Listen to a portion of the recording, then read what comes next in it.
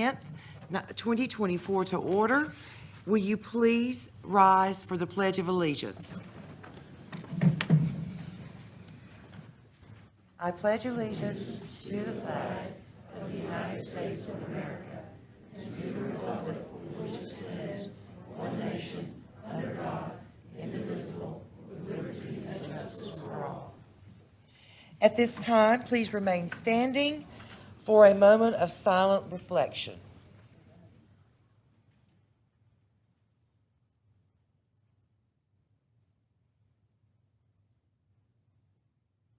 You may be seated.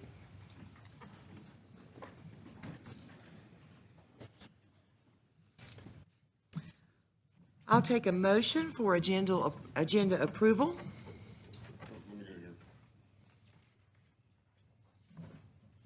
I'd like to make a motion to amend the agenda.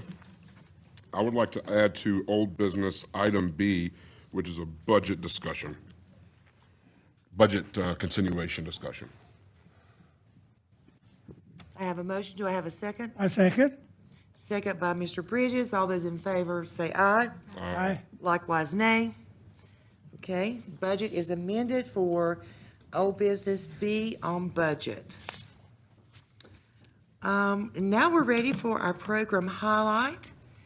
And Mr. Scott Moore, I believe you're coming up to the podium to talk to us a little bit about agriculture in Henderson County Public Schools. Thank you, Mr. Moore. Thank you, Dr. Rivas. There we go. Ladies and gentlemen of the board, appreciate us having the time. And you're right, I'm going to talk to you very little because I'm going to get the right people in front of you to talk about agriculture. So a really cool thing is happening in ag in our county, and that is it is growing explosively, and there is really awesome momentum going. And I can say that to you, but that does nothing compared to what these folks can do. So I'm going to turn it over to East Henderson first, and we'll begin with them.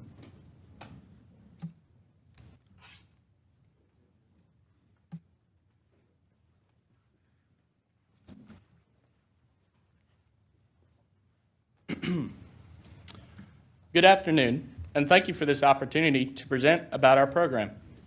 I am Garrett Gordon, the East Henderson FFA Sentinel, and thank each of you for your support, appreciation, and understanding of our ag programs here in Henderson County.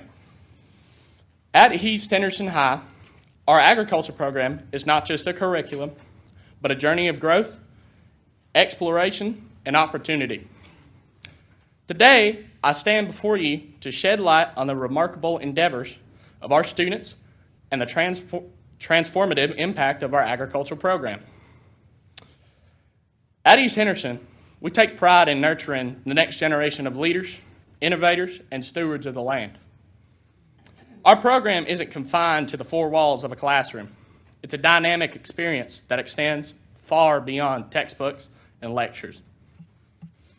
Our students are actively engaged in a plethora of career and leadership development events where they hone their skills, cultivate their passions, and emerge as confident professionals ready to tackle the challenges of tomorrow. Whether it's competing in agricultural competitions, participating in community service initiatives, or assuming leadership roles within the FFA, our students embrace every opportunity to excel and make a difference. Moreover, our agricultural program boasts an impressive array of youth livestock projects, each serving as a gateway to hands-on learning and real-world experiences. From the Dairy Steer Project to the Summer Swine Project and Youth Market Goats projects, our students immerse themselves in every aspect of animal husbandry, from care and nutrition to breeding and showmanship. These projects not only instill a sense of responsibility and dedication, but also foster a deep appreciation for the agricultural industry and its invaluable contributions to our society. Speaking of FFA, I'm thrilled to announce we currently have 55 passionate members who embody the spirit of excellence and commitment that defines our program.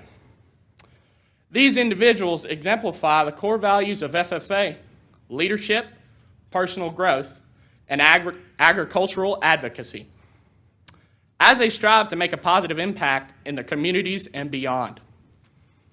As our program continues to flourish, we recognize the need for additional support and resources to accommodate the growing interest and aspirations of our students.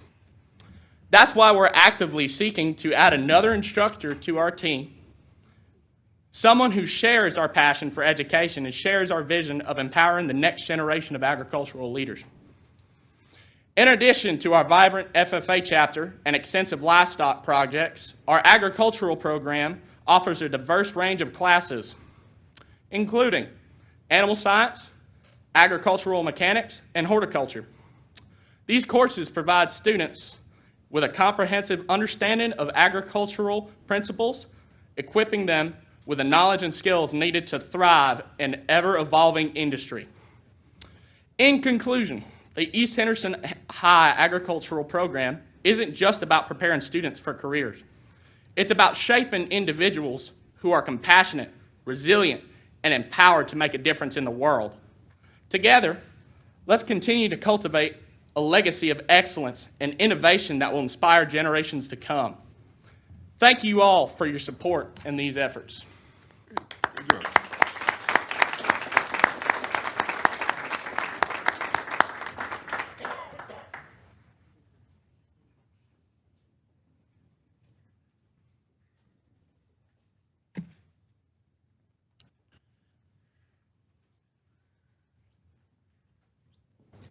Good afternoon, ladies and gentlemen of the board. I'm Gary Blackwell, the agriculture teacher at North Henderson High School, and I have with me today my previous president, Sidney Cooper, my previous vice president, Mackenzie Sulo, my current president, Shelby Wallace, and my current vice president, Dallas Blackwell, and they're going to tell you a little bit about our program at North.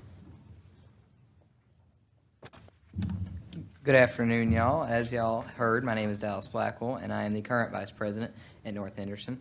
And I wanted to start our presentation by talking about the course offerings we have at North. So as far as agriculture courses go, we offer 8 different courses. We have agri-science, horticulture levels 1, 2, and 2 landscaping, animal science levels 1 and 2, and agricultural mechanics levels 1 and 2. And because of our continuous rising enrollment numbers, not every course is able to be offered each year. Some of them have to be offered once every 2 years or something like that. So. Hi, okay, so like you said, I'm Sidney Cooper, and I was the FFA president last school year. So I just want to talk about the activities and events that we have done. So one of the things we've done is our officer retreat, which we had the opportunity to go to Roan Mountain, Tennessee, and spend a couple nights there as a officer team and just bond and just plan out our year of events. I feel like this was really beneficial to us. I feel like this year we had a really great officer team and we all worked really well together. We also had Farm City Day, which I'm sure some of you guys, or most of you guys, know what Farm City Day is, but I just kind of wanted to talk about our role in that. So we raise catfish at our school in our aquaponics program, and then we take some of those out to Jackson Park and put in the pond, and then we'll have kids that can come and fish for the day and just, have fun. The next thing we did was, so our Agriculture Awareness Day, which is for our 5th graders in the county, like our feeder schools. And so there, and I think I remember some of y'all's faces from there. But that's just where we have a bunch of different rotations teaching these 5th graders about agriculture in our community. We had some beekeepers there, we had the farm simulator, they got to take home their own marigold and so much more. And we just get so much good feedback from that. And they're just so excited to keep coming the next year. So we're excited to continue doing that. We also had 2 regional officer candidates. So 2 interviewed and 1 was elected, which is our very own Dallas Blackwell. And then we also had our Knights versus Cancer cornhole tournament and the raffle. So that's basically just at our Knights versus Cancer tournament, or our event. We host the cornhole tournament, and so we ended up raising right at $1,000 this year. So yeah, that's just some of our biggest events and things we do. As you can see on the list, there's plenty more. But next we'll have Mackenzie Sulo talking about our career development events. Hello, everyone. So, as she said, my name is Mackenzie Sulo, and this past year we had 13 competitions, and we brought home 30 plaques. So, one of our main ones are, regional livestock judging. One of our teams placed first, and our hunter safety team placed first as well. And another big thing that we did this year was our FFA plant sale. We do that annually, and that's our biggest fundraiser. And we also had our Brookdale Community Service, which is down the road a little bit, and we had our landscaping class, landscape their front area, which was super awesome. And, we just compete in a lot of things, and we're growing. That's good. So we're going to be competing in more things. Thank you. Hello, my name is Shelby Wallace. As was said, I'm the current president at North Henderson. I'm here to talk about some upcoming events that we have. We have State Convention, which is coming up pretty soon. We are currently working on the Ag Science Fair projects, and we have 2 state degree members that are going to receive that. With that, they have to hold a leadership position. They have to have 300 hours that's ag-related, that's outside of class, 5 events above the chapter level, and 25 hours of community service. We also have our agricultural tours this summer, which is just a great opportunity. We get to spread our knowledge in agriculture and tour the farms and local things around here. We have our officer retreat this summer, which is, like Sydney said, it's a great opportunity to bond with our fellow officers, and it's just amazing. We have this great opportunity to go to National Convention this year from support from y'all, and it's just a really great thing that we are blessed to have. Thank you.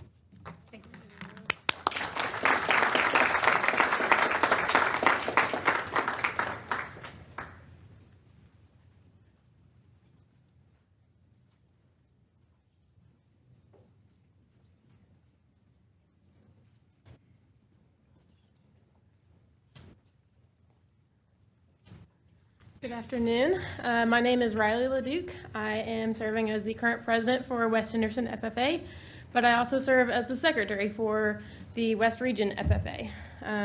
Up here is also Jonah Jacobelski helping me pass out some papers. So I am extremely privileged to have seen this chapter triple in size since Mr. Livingston has taken over in just 2022. As most would agree, our goal at that time was to build a brand. For us, that means establishing a reputation of quality work and leadership in whatever we do. Since working towards this goal, I am extremely proud to say that we have built much more than just a brand. We plugged into our school, we plugged into our community, our members, and FFA as a whole. Our chapter now might be found doing landscaping projects around the school, working at farms around the county, winning state-level competitions, and everything in between. So since building our brand, our need moving forward is to maintain what we've built. This need must be met in how our students are being poured into. So within that, agricultural literacy is one of our big goals in the classroom. We know that none of what we can do can be done alone, and so as some might say, it takes a village, but for us, it takes a classroom. So a classroom that students can have the motivation and the resources to become knowledgeable leaders. Not everyone that comes through West Ag or any agriculture program in this county is farmer bound, but everyone's going to be citizen bound. And so an informed citizen gets to make decisions on what they eat, who or what they vote for, how they use land, and how to support their community. West has a big diversity of students from all different walks of life, and so we strive to ensure that everyone who comes through knows how to make these informed decisions related to ag in their future, while also getting the opportunity to lead, learn, and compete here at West. Although FFA is one of the biggest parts of West's ag department, classroom experience is just as important. So we are very fortunate to have a community that holds a rich heritage in agriculture to let our students travel to many farms and local businesses to gain hands-on experience that everyone strives for. These opportunities become the extension of our classroom and a gateway for students to find an SAE. And an SAE is a supervised agricultural experience. And so that's one of the core parts of an ag department, an FFA as a whole. And so that way they can find ways to plug in and become a part of that. So, and as important as the knowledge and experience is, the competitions we do are another key part of what makes our program what it is today.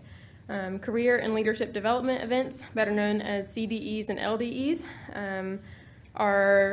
bring to life the skills, effort, and time that students put into what they are passionate about. And so we've had the blessing to have many students compete and bring home big prizes, first place and state champion, plaques and rings. And so everybody loves to get out of school for field trips, but what makes it even better is that these quote-unquote just field trips are giving kids the opportunity to reap the benefits of their work. A lot of times this work looks like a plaque or a trophy, but sometimes it's just the camaraderie, dedication to the competition, and application of their talent, and that's just reward enough. And it's really cool to get to see kids become passionate through this stuff. So in conclusion, the three components of our ag program is classroom instruction, FFA activities, and SAE experiences. And they all work together to provide students with a well-rounded education that prepares them for success in the ag industry and far, far beyond. West will continue to prioritize ag literacy and leadership development because, in the words of E.M. Tiffany, who wrote our FFA creed, I believe that American agriculture can and will hold true to the best traditions of our national life, and that I can exert an influence in my home and community which will stand solid for my part in that inspiring task. Thank you. I have a question. Two things really quick. All right. The next time you have a beef jerky sale, could you please bring some up here? Absolutely. I love some beef jerky. And two, what are Gator Wars? Tell me about Gator Wars. So this is basically like an ag mechanics competition. Gotcha. Yeah, they get to go, and so at the regional level, they go and they'll have some kind of, I think it's some tool ID type stuff, but then also some like electrical projects that they have like a certain amount of time to do. But then at state convention, they will be doing like a John Deere Gator. They do work on those, so we get to see them compete at state. Thank you so much.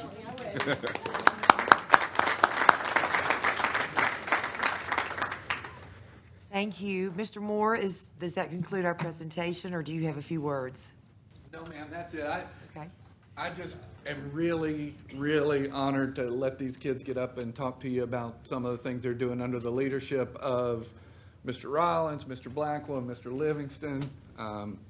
As we all know, the kids need excellent leadership, and they've got it. So, Exactly. growing as a result. Thank you. If I may, I love seeing the official dress. Walking in, if you've never experienced a national convention, that's what you notice is that everybody's got the same jackets on. So anytime that I've chaperoned, I wore something totally different colors so my kids could find me. So those of you that get a chance to go to national convention, it will be something that you'll remember the rest of your life. The SAEs and the stuff you're doing through the summer, we're so proud to hear about those things. And to the three teachers, thank you for your leadership. Your students are the products of what you put out each and every day, and the fact that we're growing makes me very, very proud as a superintendent from an agricultural background, many, many years, many generations. I'm so excited to see agriculture and also to show people agriculture is not just production farming. There's all kinds of things to go with that. So excellent presentation. Students always do the best presentations, so thank you for coming and joining us. Thank you. Okay, now we are on to a presentation. So yes, Madam Chair, our presentation, we've got a couple. I'm going to call up Miss Maggie Carnival, and she has a team of co-conspirators with her, and they have a presentation for you as a Board of Education regarding a project that I know you spent a lot of time, blood, sweat, and tears, not only developing, but bringing to fruition. So Maggie, if you want to take it away, or a member of your entourage. We'll be brief, but we're here today. Hendersonville High School won the 2023 Carolina Association of General Contractors, the Pinnacle Award of Best of Building. In 2023, only 6 projects are presented this award. 4 of those are infrastructure and road projects. Only 2 of those are building projects. So Hendersonville High School and a huge skyscraper down in Charlotte. We're just here today to say congratulations, thank you. None of this could have been possible without the support of Henderson County Public Schools. I mean, a job of this magnitude, it truly takes a village. And what set this one apart, different for us, was just everyone so concentrated, so hardworking on the same goals, the goal of giving the community what it needs and providing for the students for years to come. I mean, Henderson County Public Schools, architects and engineers, really just everyone was on the same page. I'm from Hendersonville. I went to Henderson County Public Schools, so this has really come for full circle for me, and it's been awesome. So thank you and congratulations. We're leaving this with y'all, and it's awesome for everyone. Yeah, I just want to say a couple things to you guys. You guys did an amazing job, both of y'all together. You know, this was a contentious project, as everybody knew. A lot of people always ask me, like, you know, how was COVID during school? Well, there was one side of it that was really bad. But then there was one day where we got a phone call up here and said, hey, can we push this project faster?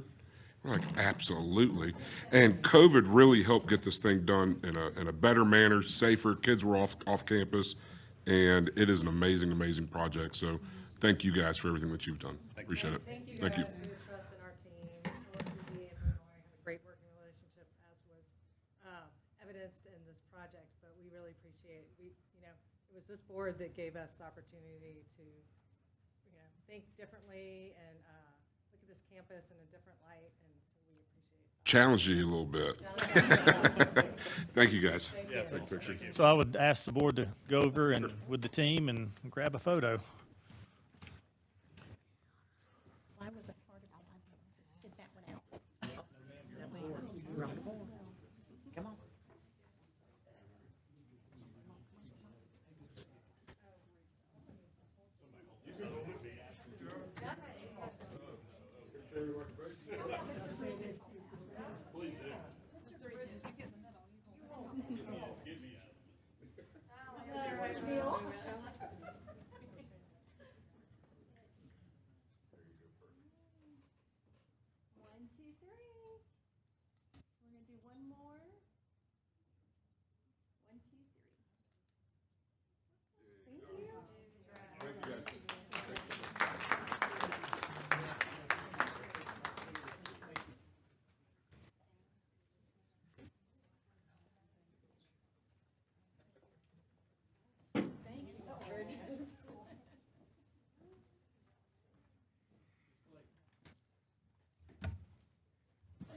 Put this thing front and center.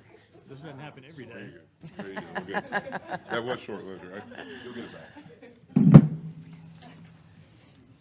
So we have one additional recognition or presentation today. Well, it is recognition. Each year we do an academically and intellectually gifted plan, our AIG plan for the district. And this year, our own Caroline Patterson, who's our director for high schools and AIG, we received confirmation the other day that she is being recognized as, and her plan is being recognized. I just want to say, I want to recognize her because I'm not going to say anything, but this will be her last presentation as the Henderson County Public School high school director. So not saying anything more, but I want to introduce Stephanie Cyrus from the North Carolina Department of Public Instruction. She has made the trek out to the western part of the state, and she is the state consultant for the Office of Advanced Learning and Gifted Education, and I'd like to call her to the podium. Thank you. First, I just have to say I'm glad that I wasn't directly behind the students.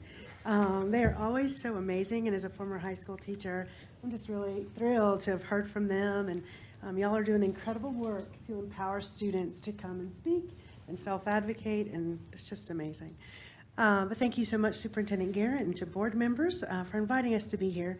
So I am Stephanie Cyrus, and I'm just one of the team of state consultants in the Office of Advanced Learning and Gifted Education at NCDPI.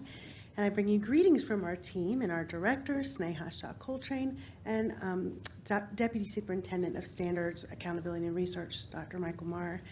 And we're super excited today to be able to present Henderson County Public Schools with recognition of being recognized as an AIG Promising District. This award was given only to 13 districts across the state, and it represents recognition of how this district, with the leadership of Caroline Patterson, the entire team and community, has really ensured that we are supporting students who we can easily see their talents. And second, we're also working to seek out others who we need to continue to search for and be able to respond to their needs as well. So common across the promising districts that we're recognizing, we see lots of practices that expand excellence and opportunities for students, teachers and staff that have been sustained over time.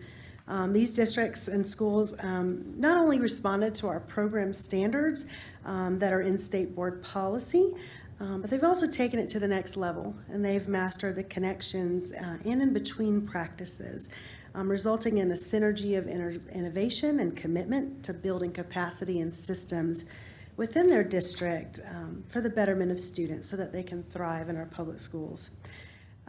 Personally, I've seen what Henderson County Public Schools has done over the last 10 to 15 years and developing that sustained system to where they're not only expanding excellence, but continuing to be improving and to be innovative. Not just with one or two isolated practices. We've recognized lots of districts that have done one or two isolated practices, but a compilation of practices that work together to really help spur the program forward. Henderson County has long been known as a district that really excels in providing rich, standards-based, challenging curriculum and learning experiences for gifted learners, ensuring that gifted learners have access to materials and resources and personnel to accelerate their learning and provide the type of rigor that's needed for their holistic growth and development. But also in the last decade, they've really increased their focus on supporting expanding that access to students who have high potential and making sure that they also benefit from these opportunities. Just the work that you've done to expand those opportunities and also provide support through social and emotional needs and development all along the way. That really serves as a model for others in the state and across the region.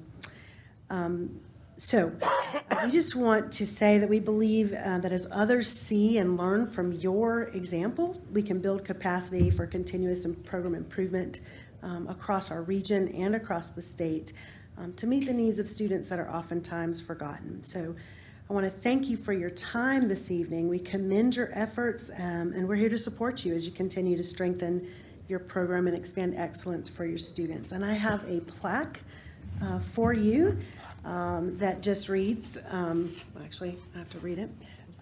The Office of Advanced Learning and Gifted Education recognizes Henderson County Public Schools as an AIG Promising District for leading the way in North Carolina by incorporating intentional efforts to expand opportunities and foster excellence in gifted education. Thank you for your outstanding service and expertise in supporting advanced learning and gifted education in your district. So I want to present that to you. And before I do, I also just want to say a personal thank you to Caroline Patterson, who is an exceptional leader, and I know that you know that.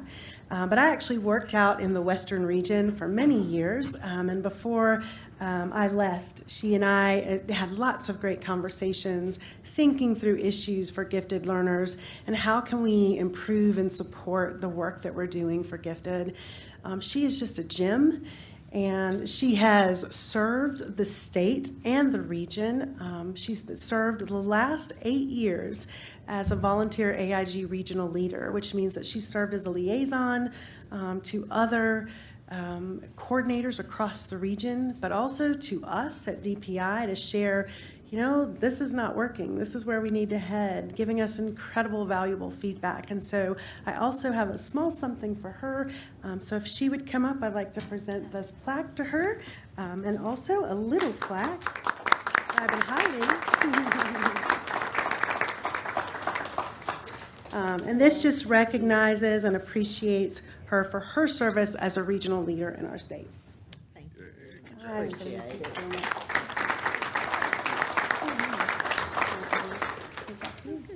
Thank you very much. I don't know if you have any questions about that, or? Please don't. Well, I just want to say, Caroline, when I saw the announcement about your retirement, I thought she's too young, it can't be. But that just means I'm getting older.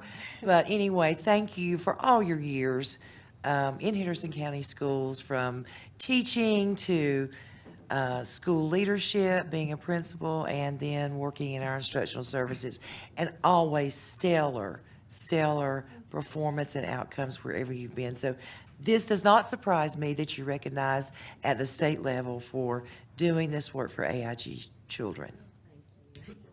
Thank you. Thank you for your time. And I would like to add very quickly, because I know you want to sit down, but I'm not.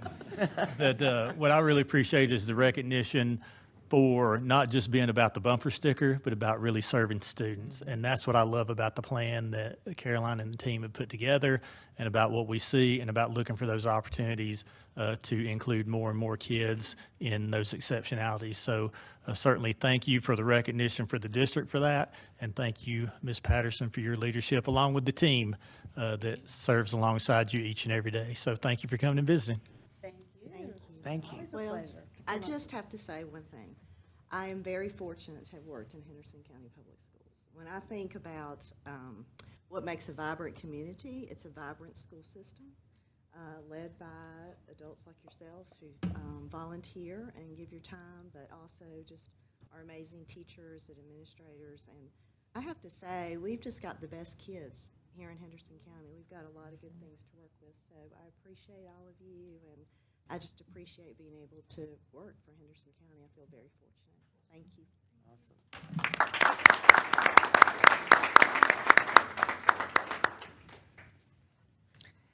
I think next we have a few more presentations. Yes, ma'am. We move into the recognition portion of the meeting. We had so many last month that we had to move some forward to this month, and then we've had some new ones added as well. If we can put the display up, I'm going to let Ms. Arrowood kick off this with a couple of items of information and share a little bit. As you know, she does a great job as our public information officer, and she was out and about on graduation day. And she's going to talk a little bit about that, and then also share some information about our summer feeding program, and then we'll get in with the students. So Ms. Arrowood? Yes, so a big congratulations to the class of 2024. You'll see some of their photos up there on the screen. That night, I was in a little taxi around to all of 6 of our high schools, which was really a highlight of the year for me. Each one of our graduations were special, and I feel like all of our seniors were celebrated. So it was a really special evening. And then the next slide. We have the Summer Meals on the Bus program, which kicked off last week. And it is on weekdays, June 3rd through July 26th. You'll see the 4 park locations up there, and also the times, and all of that can also be found on our website as well. So all weekdays except for July 4th. Any kiddos under the age of 18 can enjoy a nice lunch. And it's not just a bagged sandwich lunch, although that's great, but it's a hot, delicious lunch. I think last week we had the chicken nuggets and the barbecue sauce, which is always everyone's favorite, barbecue pork, all the good stuff. So come check that out at the 4 park locations this summer. And we also have it in Spanish on our website as well.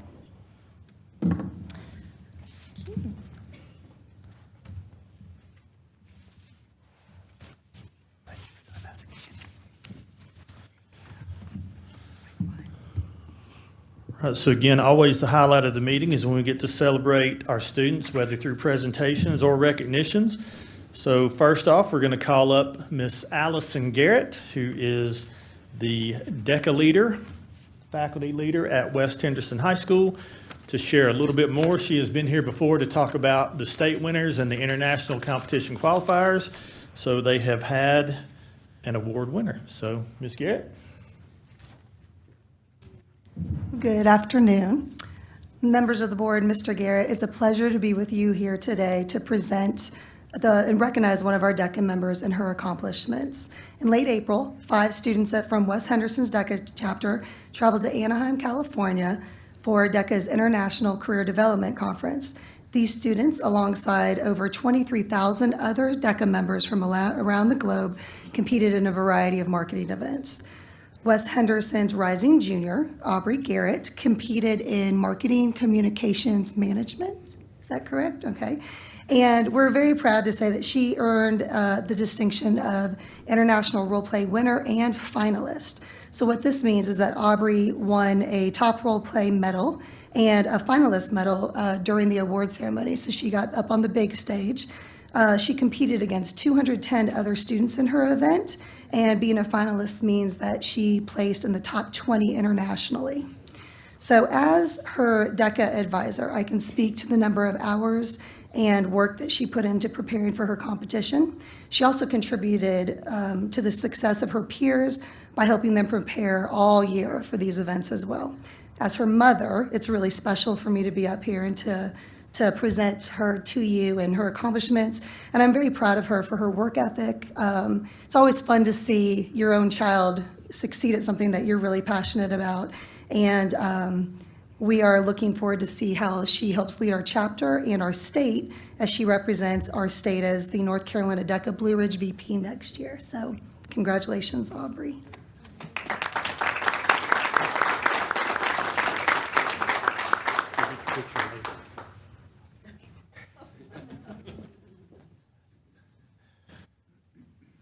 So if you recognize the last name, there's a lot of marketing and DECA talk around my household. So if you ever want a great experience, go to Walmart with the two of these folks and check out the displays. They can take you all the way through it. But certainly it's a neat moment. And as a rising junior, we expect even better performance next year, Aubrey. So she wanted me to hype her up, so I'm going to hype you up and say we expect you to bring home the gold next year, all right? Ooh. All right, but congratulations. We're certainly proud of you and your accomplishments.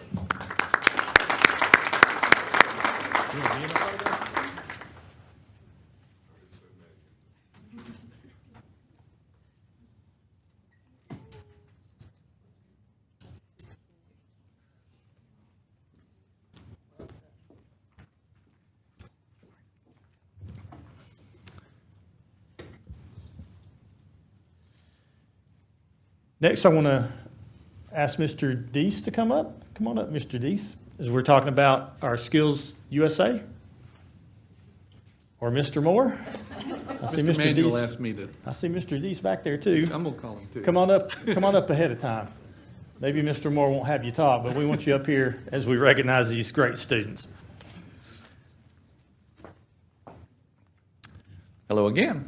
On April 23rd, 11 West Henderson High School students, under the leadership of Mr. Keith Deese and Miss Courtney Maddox, who I would also like to get to come on up, ventured to Greensboro, North Carolina to compete at the state competition for 3 days. This year, our high school CTSO also brought one rugby middle school student to compete. We're pretty sure that this is the first time that a middle school student has competed with the High School Skills USA chapter. The following students all came home with awards from West Henderson High School. And as I call your name, if you will come up and get your certificate and then go stand in front of the screen for your photo. First, we've got Roman Federyuk, 5th place, Cabinet Making Live Build, and 2nd place, Skill Project Showcase, Cabinet and Furniture Making.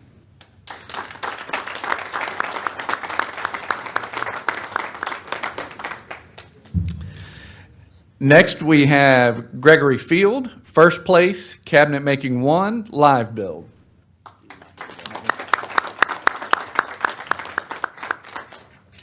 Next, we have Hayden Artema, 2nd place, Cabinet Making 1, Live Build.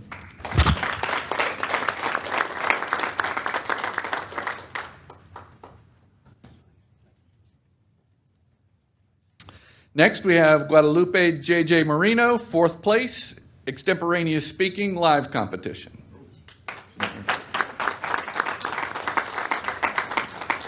Next, we have Sadie Luce, Emily Martinez Hernandez, and Asha Jones for 2nd place in the Promotional Bulletin Board.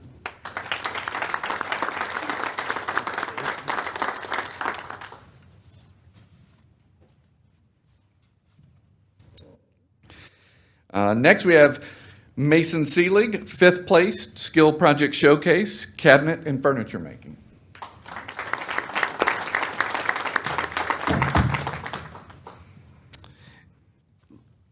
Then we have Luke Bonnet, Skill Project Showcase Engineering.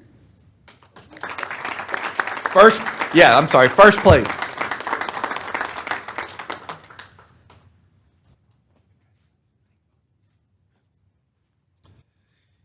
The thing he made is gonna make him rich, and y'all are all gonna know about it, but I can't get too far into that right now. Last, we have Brandon Hamlin, 1st place, T-shirt design.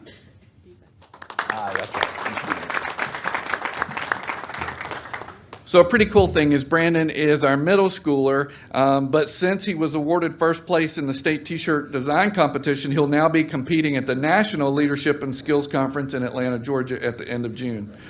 Please join me in recognizing these students and their teachers for their great performance at state competition.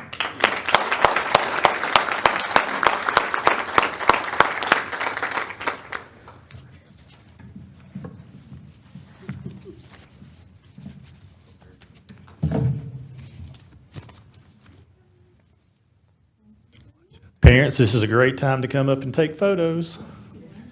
Come all the way up. We will hold off because we know you want to take photos. And they may not want you to. They may not want you to, but we want you to. Right? You know better. Congratulations.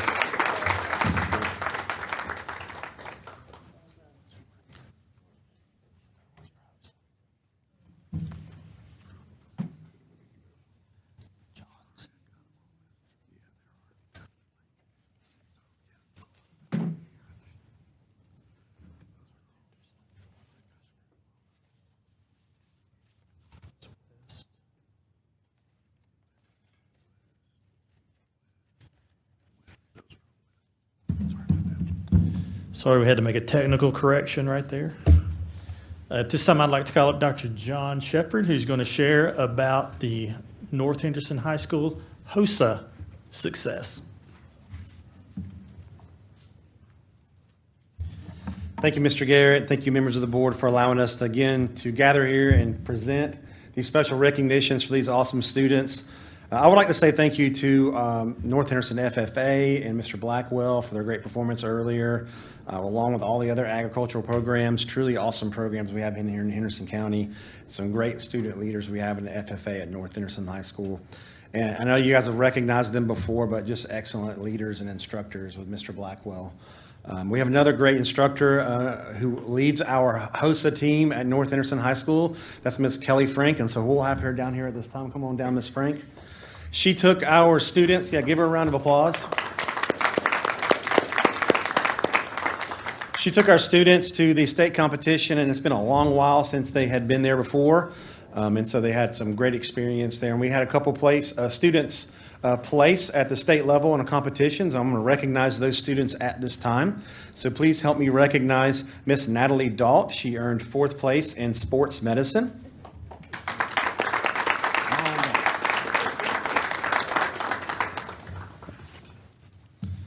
And Mr. Luis Magana, who earned 5th place in medical terminology.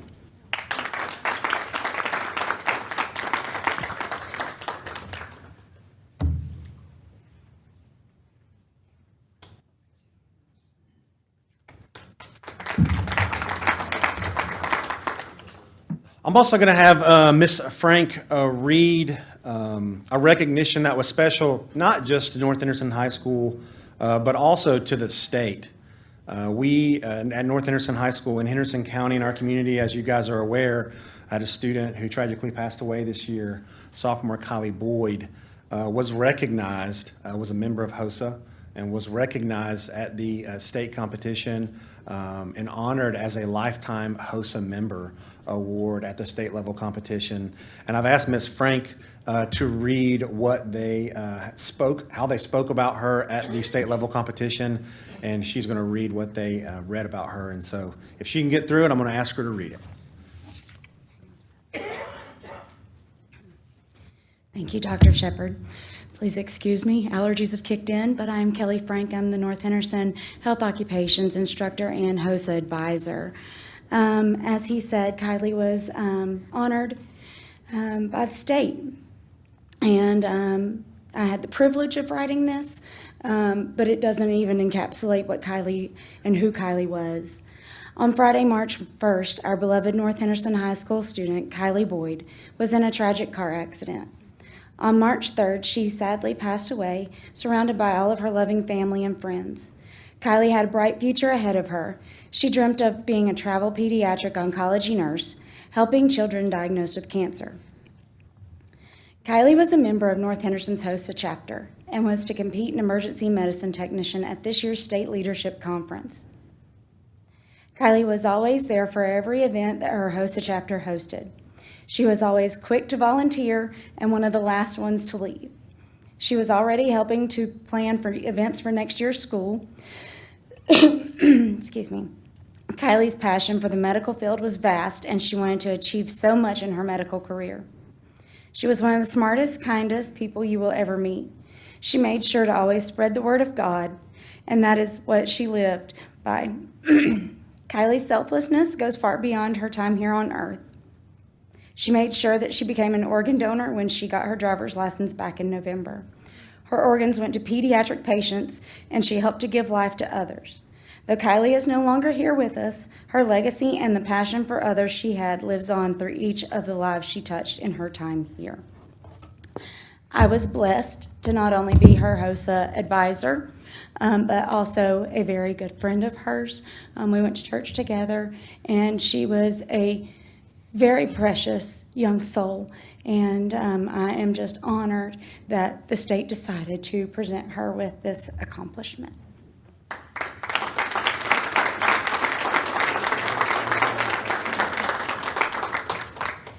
Thank you, Ms. Frank, and congratulations to Natalie and Louise.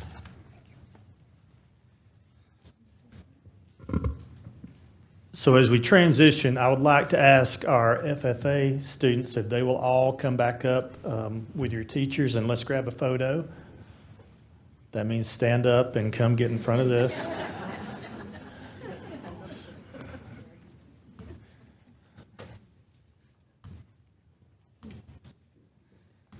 If there are any parents here, great time for you to get a photo. Might go on this stage. Okay, just follow orders. Ms. Arrowwood will guide you.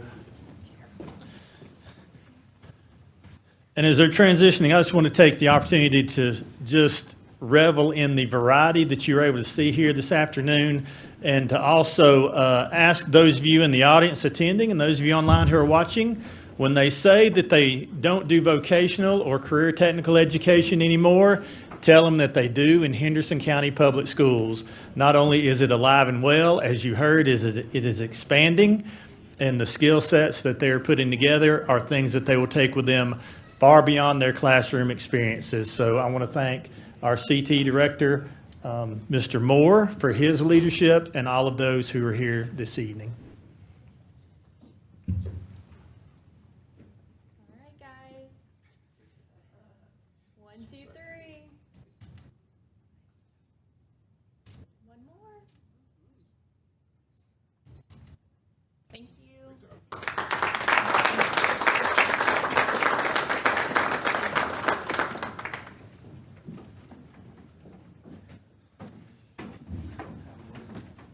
And Dr. Revis, that concludes our recognitions this evening. This is always one of our favorite highlights of the board meeting, is to be able to recognize our young people and our teachers and staff who work with them so tirelessly. But thank you, students, for coming back after school's out and being with us and letting us recognize you for these things. So with that said, we are ready now to move on to our agenda for board members' observations. I just want to start out by saying that, Mr. Bridges, I am delighted that you're back with us and look forward to seeing you in that seat for many, many moons to go. So thank you for being here. Any other observations? Yeah, I was also, I also want to mention that it was so nice to walk in this afternoon and see Mr. Bridges sitting there. It made all of us really feel good about the day, and you look great, and it's good to have you back. The students who were recognized today, it's unbelievable, one after another, amazing students. I think people probably need a legend, though, to know what HOSA, DECA, I mean, we know what it is because we live this world, but people watching TV are probably, what's HOSA, what's DECA, what's FFA? So maybe we should keep a little legend up there. But, you know, I never thought I'd be taking notes when the kids were coming up and writing things like summer swine and maternity, and they're amazing. I mean, I just love their dedication and their hard work, and the teachers who lead them are absolutely awesome. Thank you. Anybody else? Okay, with that said, we are now ready for our public comments. We have 3. And first of all, Joyce Marsteller is speaking to us today. Questions about timing. Welcome.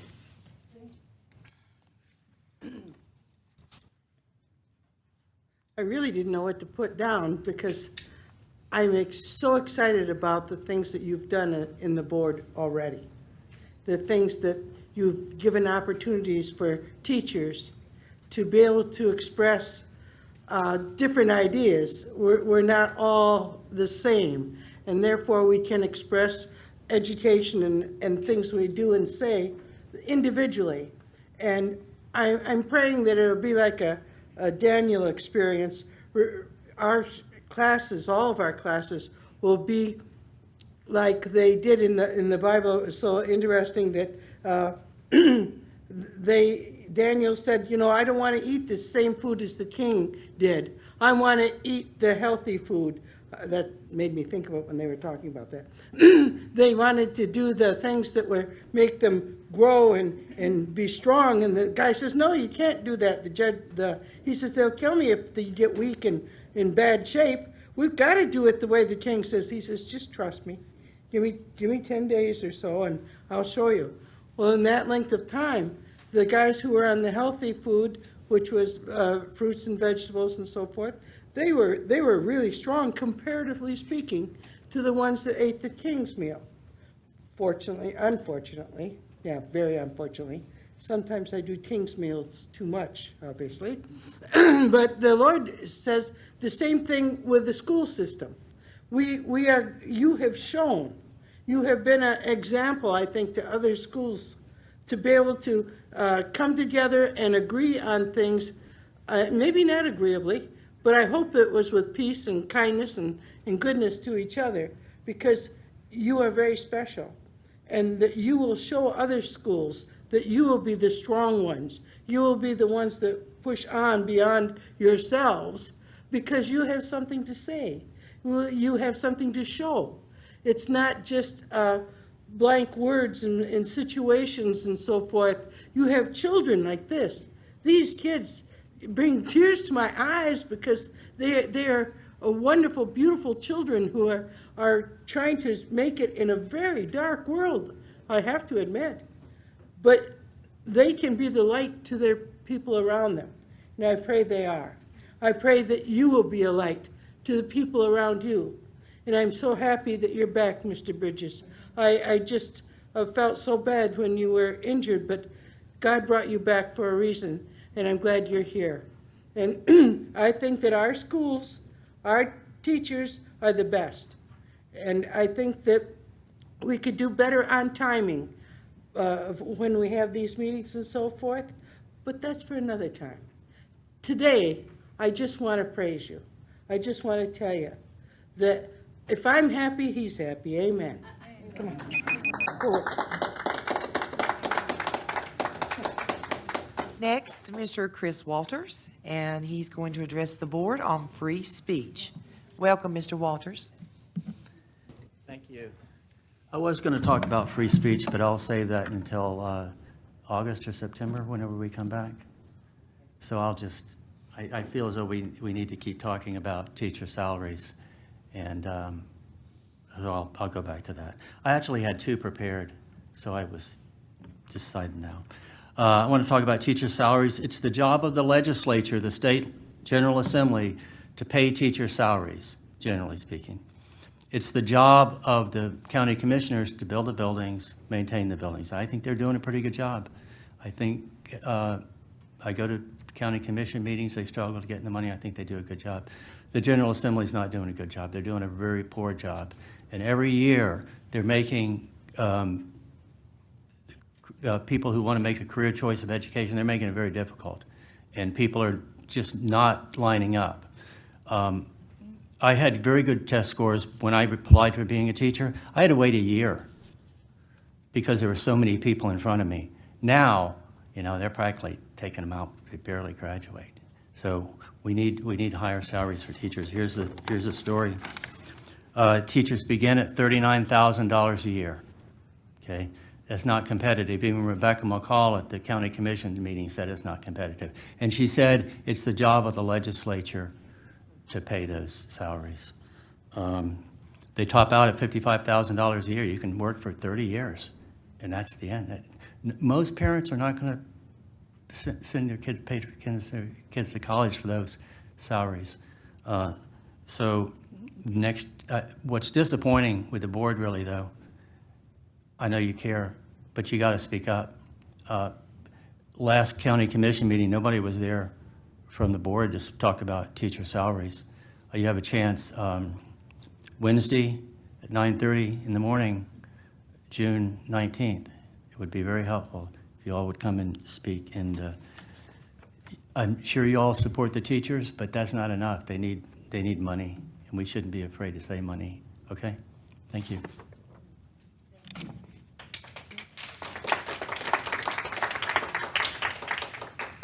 And next, we have Mr. Joe Elliott, and he's going to talk about teachers as well.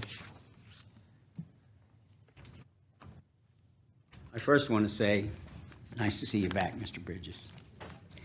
When I was in the first grade, I was a bit hyperactive, so much so that my teacher tied me to my desk and taped my mouth shut.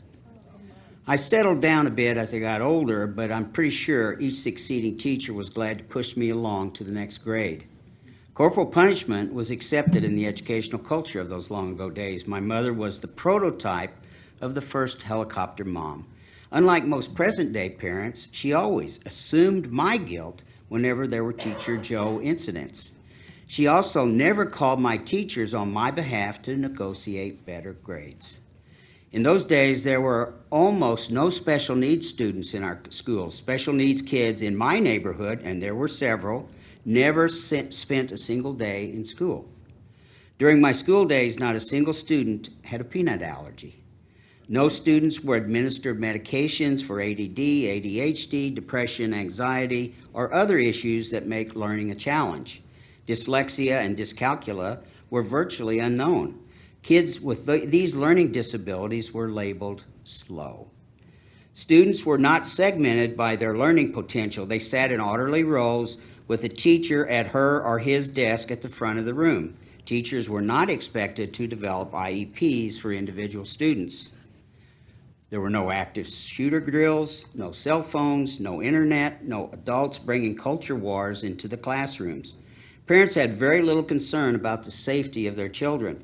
Bullying was handled on the playground with a couple of punches, sometimes a bloody nose, and most often was forgotten the next day. I realize my experience is ancient history, but I mentioned some of these highlights to underscore the vast differences between teachers' challenges then and now. I hope this little trip down memory lane provides a context for my main observation today. This is the end of another school year. It is now time to recognize teachers, administrators, and staff and what they do every single day with our kids. Educating the next generation is truly an ever more challenging job, but one that is done out of love for the kids and with the understanding that it is among the most demanding and vitally important of careers. Our teachers now, despite much more complex challenges, consistently perform at a very high level. The rest of us need to commit to doing a better job advocating on their behalf on the behalf of our teachers for better pay and for less contentious working conditions policy. They deserve our full respect and our unwavering admiration. I would like to say to the teachers, you're quite simply the best. Thank you. Thank you, Mr. Elliott. And now we're ready to move on to the consent agenda. Do I have a motion to approve the consent agenda? So moved. Second? Okay, second, Mr. Bridges. All those in favor, aye. Aye. Nay, likewise. Okay, so the consent agenda is approved. So let's go down to old business, and I guess, Mr. Taylor, we're here to talk about some policies for adoption and second reading. So we will be taking action on these two policies. Mr. Taylor? Yes, thank you, Dr. Revis. Good afternoon, board members. This evening, we will continue to work through these older policies and get them transitioned over to our new policy manual. And so after today's meeting, if all goes well, then we'll be able to say with smiles on our faces that we are under one policy manual, and that is where everybody can then refer to review and read our policies. So to get things started tonight, we do have two policies to present to you for second reading. The first one being Policy 4302, School Plan for Management of Student Behavior. Again, this policy addresses the development of a school plan for managing student behavior consistent with requirements under current state law. This policy is intended to support current policies 4300, Student Behavior Policies, and 4301, Authority of School Personnel. Any questions on Policy 4302? I'll take a motion. I move that the Henderson County Board of Public Education approve Policy 7305, Professional Standard of Conduct and Performance for Employees as presented. Is there a second? Am I the right one? Which one did I pull up? It's just 4302. 4302. Oh. Yeah, this is 4302. It was on 3. You can just strike that motion and redo the motion, though, 4302. Yeah, you're ready to get to one policy manual, we know, but let's go one at a time. Sorry. Okay. Let's start that motion, and I'll take a motion to approve Policy 4302. I move that the Henderson County Board of Public Education approve Policy 4302, School Plan for Management of Student Behavior for first reading. Do I have a second? Second for second reading. I thought so. Yeah, for second reading. Right. Second. Is there any discussion? Well, I apparently can't find it anyway. Yeah. I pulled up the wrong one, too, from Did my... you? Yes, I did. I'll find it. Thank you. All those in favor? Aye. Aye. Likewise opposed? Carries. And now we're ready for Policy 7305. Yes, Policy 7305, Professional Standards of Conduct and Performance for Employees. This policy outlines the professional standards of conduct and performance for employees. This policy is similar to and is intended to supersede current Policy 708, Professional Standards of Conduct and Performance for Teachers, and 709, Professional Standards of Conduct and Performance for Non-Teachers. Any questions here on Policy 7305? I'll take a motion to approve. Yes, and the motion on this cover memo, the first reading should not be at the end of it. Yeah, I So pulled it up. apologize for that. I move that the Henderson County Board of Public Education approve Policy 7305, Professional Standards of Conduct and Performance for Employees as presented. Is there a second? Second. Discussion? All those in favor, aye. Aye. Opposed likewise? Motion carries. Thank you. And now we're on to our new piece of our amended agenda, which is a discussion about the local budget.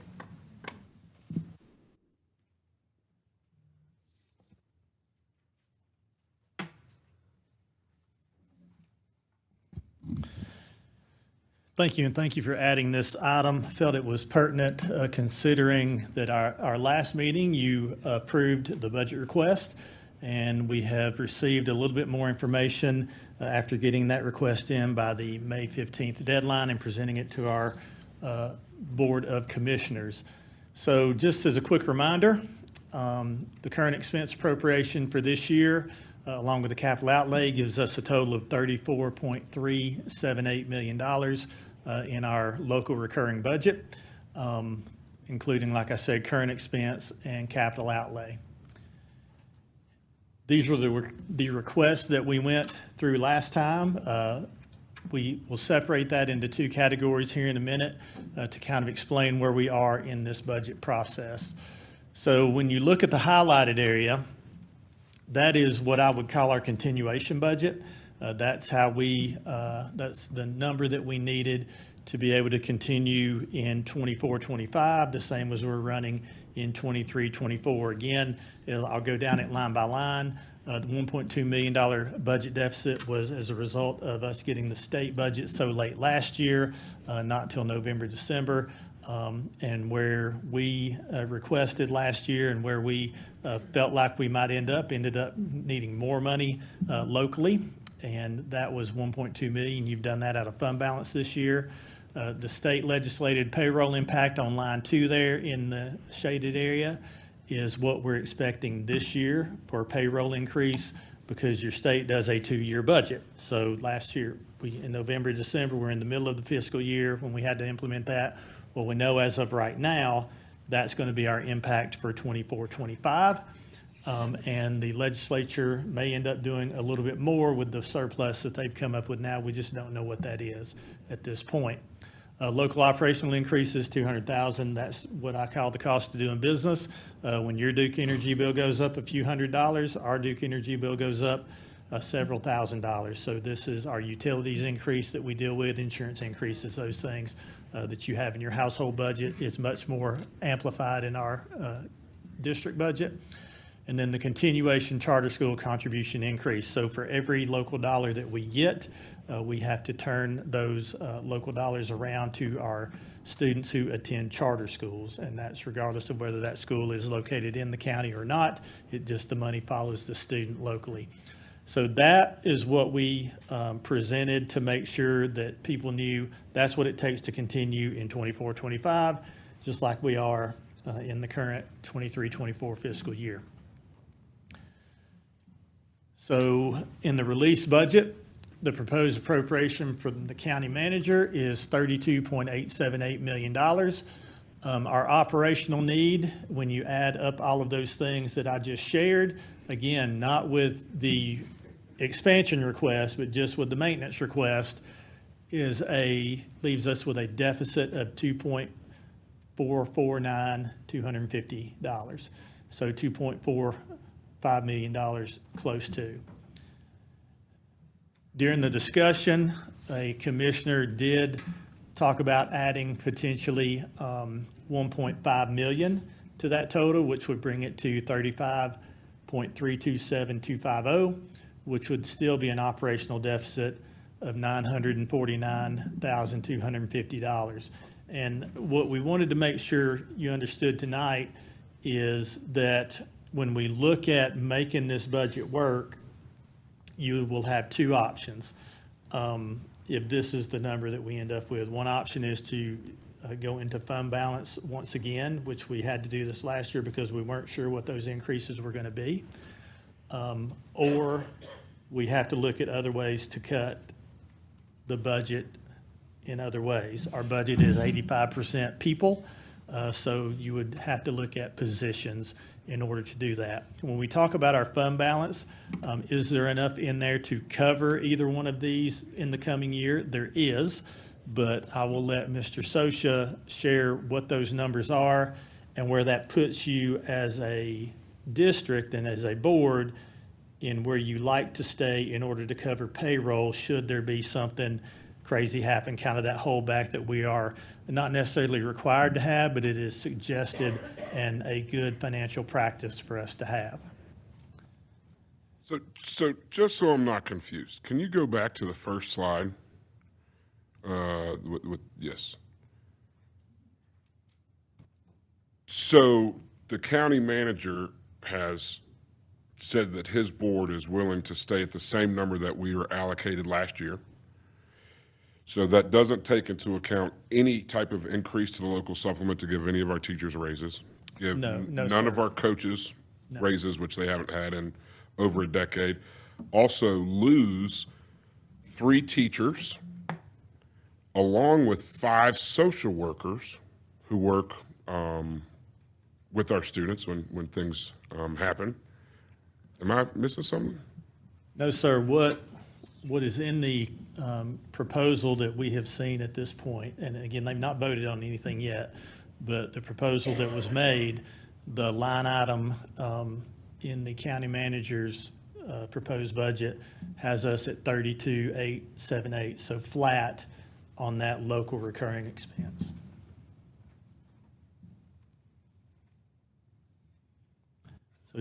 So just wanted to share that and let you know, I have not spoken directly with anybody up there about this at this time. Be glad, I will be in contact and maybe try to understand what other possibilities there are.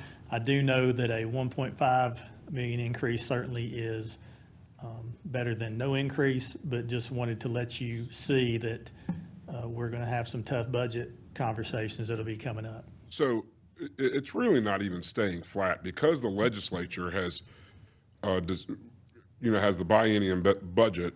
They require that we are going to pay our people more as they should. Yes. Per the legislature, which is the $779,000 plus the 1.2, which we miscalculated last year because they got raises. Yeah, nobody knew last year.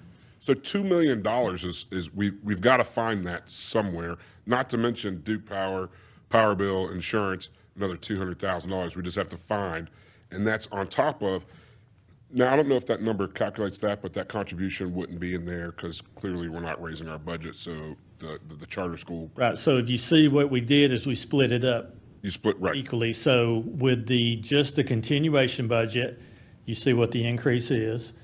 If you get the increases that were requested, it would be another $159,000 on top of that. And that capital outlay number is the same. So the capital outlay number is the same. The MRTS numbers are the same. So the differences you're looking at year to year is really what I call current funding, current recurring funding, local. So are you saying this was the same proposed as last year? Is that what I'm hearing? It is, but it's going to be worse based on inflation. So the top line is what we received last year in this funding. Matches what is in the line item right now for our funding. Okay. So has it increased every year? Is there a standard increase across the board? So I don't know that it has increased every year. Typically, there are increases. I know that during the financial downturn, there were some issues in there where they were flat and maybe even some reductions. But in my experience, you typically get at least what the inflation or the COLA is. Of course, inflation really shot up the last 2 years, so you may not keep up with inflation. But in my experience, you usually see a 2 to 3% increase if you don't get anything above that. And that's been pretty standard, I think. Mr. Socia, correct? Yeah, I think every year that I've been here, they have given us some sort of an increase, typically enough to cover the legislated increases up until this past time. Right, so if we go back to this item here, the extra increase to the local supplement obviously is something that we've advocated for, but that would be an addition. The social workers and the teaching positions are ESSER, so that those are sunsetting, which has necessitated that request. The coaching scale, again, has not been handled or addressed in well over 10 years.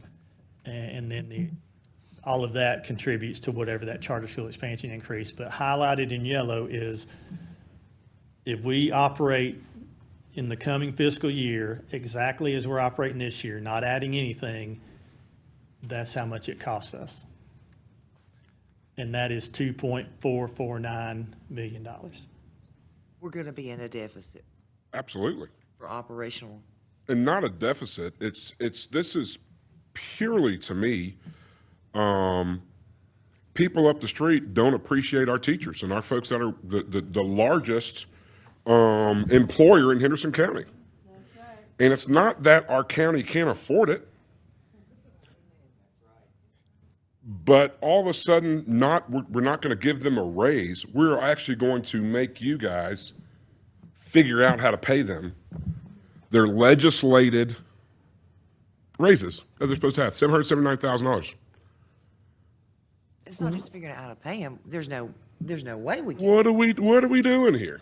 So what was the guidance that was given to you? Like, oh, go back and see how they take it, or have them figure out a way to make it work, or is there any type of guidance that was Mr. set down with that? Mr. Craven, I've not received any guidance.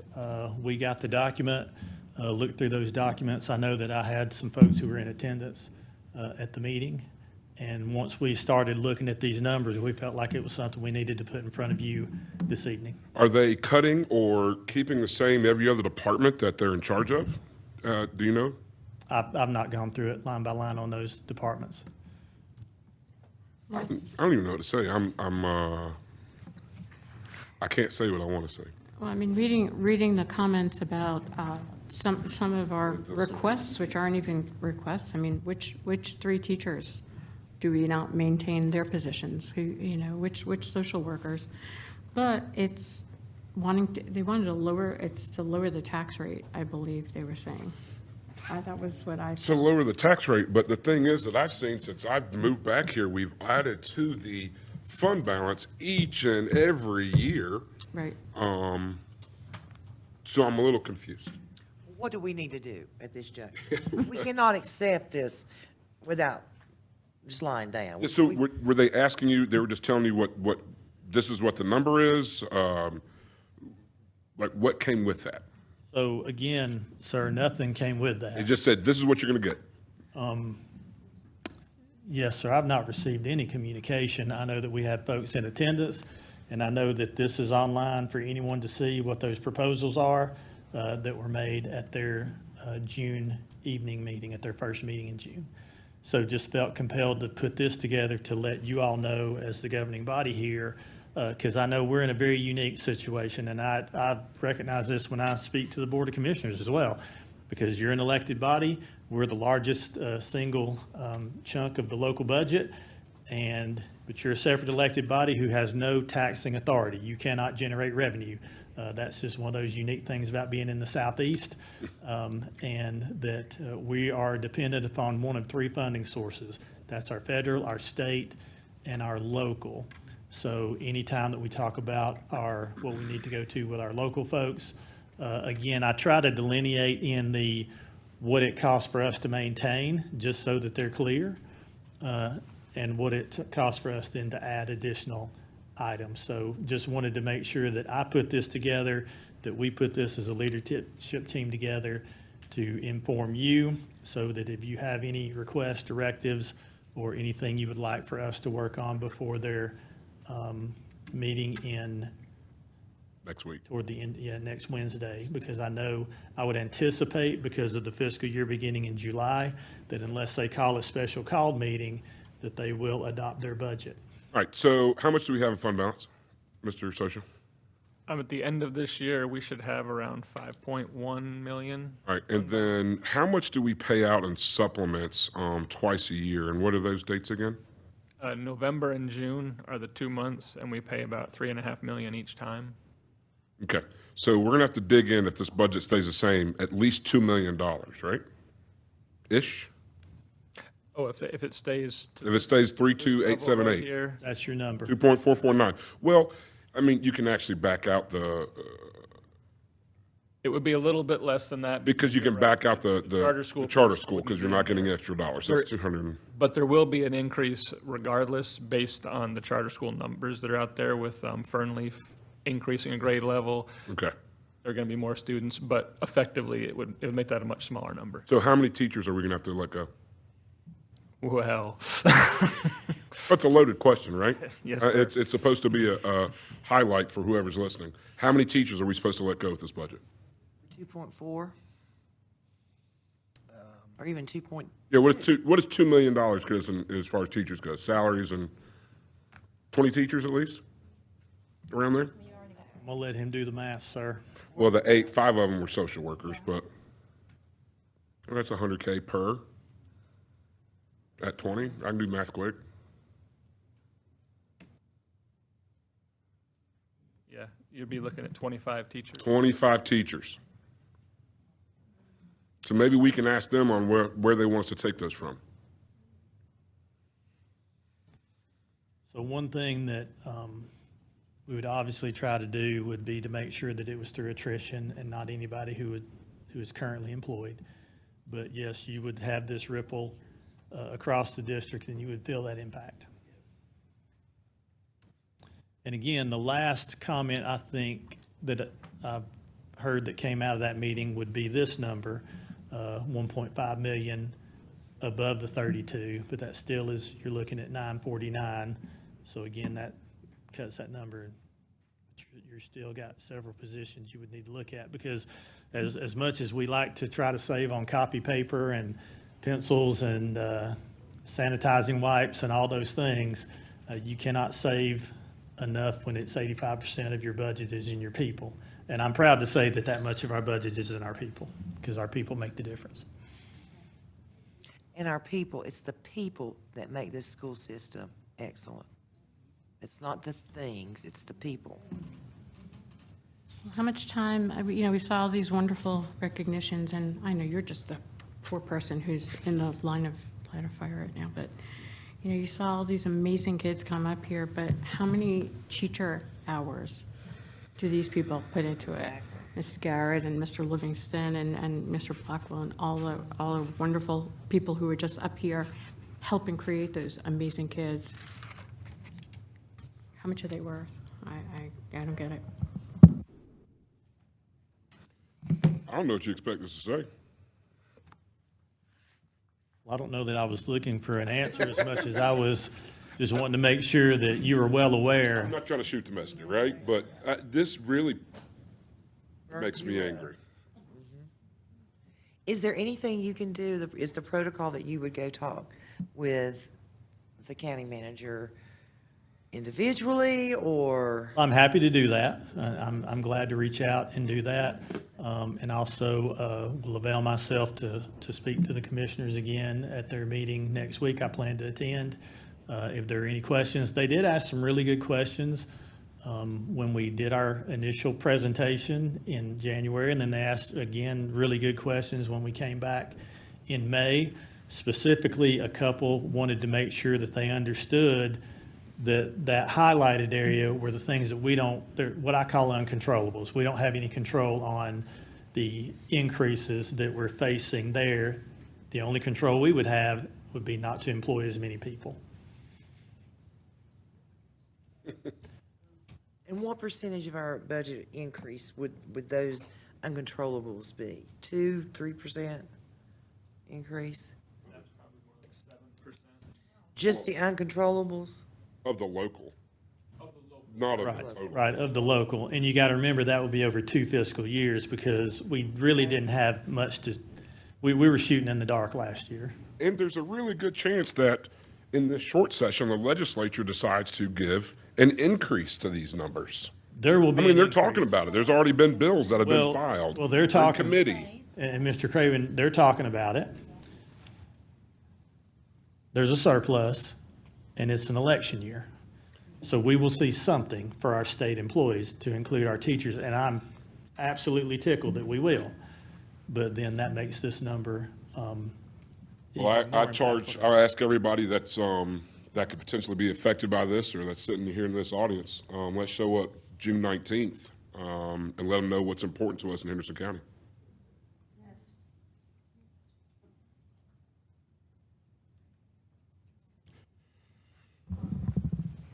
Any other questions?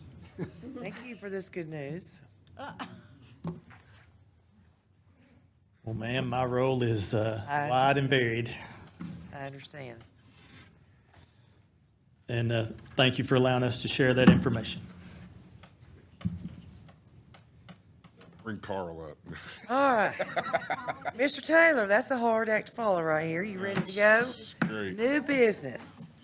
We have some policies to be rescinded.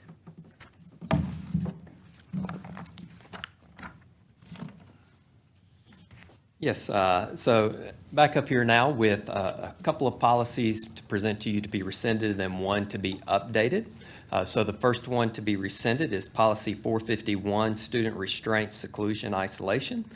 Policy 451 may be rescinded as the provisions of this policy are covered by Policies 4300, Student Behavior Policies, 4301, Authority of School Personnel, and 4302, School Plan for Management of Student Behavior. Any questions on this policy? I'll take a motion. I move that the Henderson County Board of Public Education rescind Policy 451, Student Restraint, Seclusion, Isolation. Do we have a second? A second? Any discussion? All those in favor, aye. Aye. All those opposed, likewise. Motion carries. All right. Policy 708. Yes. Policy 708, Professional Standards of Conduct and Performance for Teachers. This policy may be rescinded as the provisions of this policy are covered by the Policy 7305, Professional Standards of Conduct and Performance for Employees. Any questions on this one? I'll take a motion to rescind Policy 708. I move that the Henderson County Board of Public Education rescind Policy 708, Professional Standards of Conduct and Performance for Teachers. Is there a second? Second. Any discussion? All those in favor, aye. Aye. Opposed, likewise. Motion carries. Policy 709. Yes, Policy 709, Professional Standards of Conduct and Performance for Non-Teachers. This policy may be rescinded as the provisions of this policy are covered by Policy 7305, Professional Standards of Conduct and Performance for Employees. Any questions on this policy? I'll take a motion. I move that the Henderson County Board of Public Education rescind Policy 709, Professional Standards of Conduct and Performance by Non-Teachers. Is there a second? Any discussion? All those in favor, aye. Aye. All those opposed, likewise. Motion carries. And then we have a policy update. And Mr. Taylor, are these for action, I would assume, right? Yes. Yes, so this is our Policy 470 for athletic participation. And so the update that I'm presenting to you this evening, first of all, would change the policy number from 470 to 3620. Also deletes Section 3, tobacco products, as this is covered in Policy 4320, tobacco products, students, and Policy 5026, 7250, smoking and tobacco products. Also, this update rewords Section 7, hazing and initiations, to align with Policy 4310, integrity and civility. And then the final piece updates Section 8, academic eligibility, to align with the NCHSAA requirement for students to pass 70% of their courses the preceding semester to be eligible for athletic participation. So any questions on those four updates?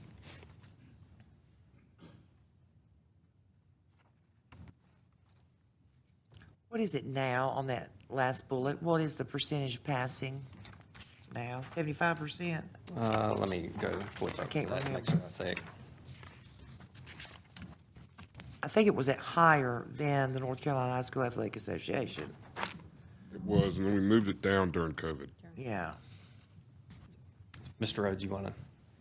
Yeah, so the change here, there's not really been any change since COVID, but the reality of it is it used to be 3 or 4 for the 4x4s. You had to pass 3 or 4.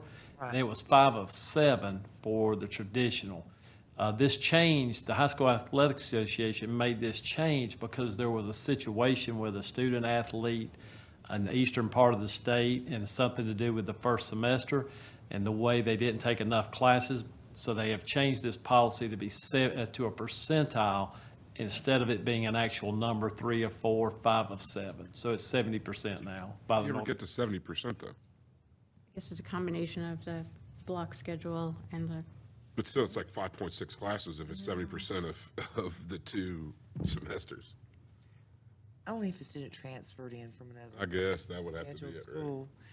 I mean, it's still going to be 3 or 4 for the block. Yeah, so Right, that's- technically, there's really not going to be any difference for us, except, again, the 70% is the way we'll calculate. And making those other changes, we're just making the changes because those issues are covered elsewhere in our policy manual. Yes, upon recommendation in consulting with our board attorneys. All right. I'll take a motion. I move that the Henderson County Board of Public Education approve the updates to policy 470, athletic participation as presented.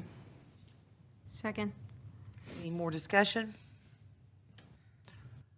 All those in favor, aye. Aye. Opposed likewise? Motion carries.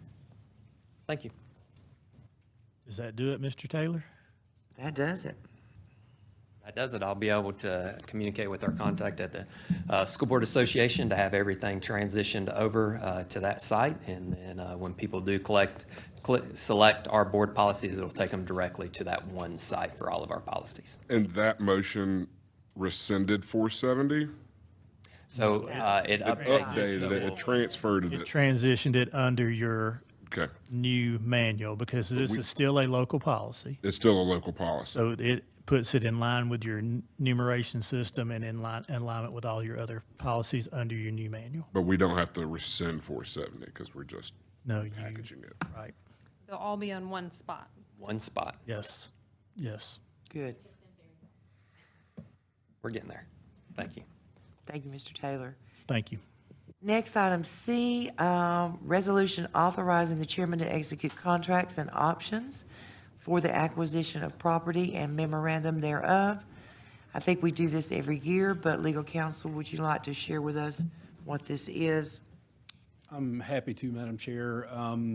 You in Henderson County may know a thing or two about an overheated real estate market and how helpful it can be that if you do need to have some opportunity to consider a piece of property that your administration has the ability to put it under either option or contract, all of that being pending, coming back to you for final approval in open session as required by law, in addition to closed session discussion of it. This formalizes the same sort of informal process I've advised clients on for my whole career. So I recommend its approval and happy to answer any questions you have. We do this every year, I think. You do? Correct? Yes. I'll take a motion to approve.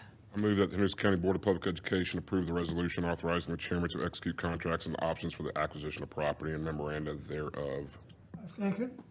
Any discussion? What happens, because we obviously are going to have a changeover? This goes through to when? Next This is a year. It allows So- your chairman. So we'll have to do this again. It just authorizes the chair. The chairman, whoever the chairman is, Okay, well, I see a name there. because he has to sign it because he's the chairman. Okay.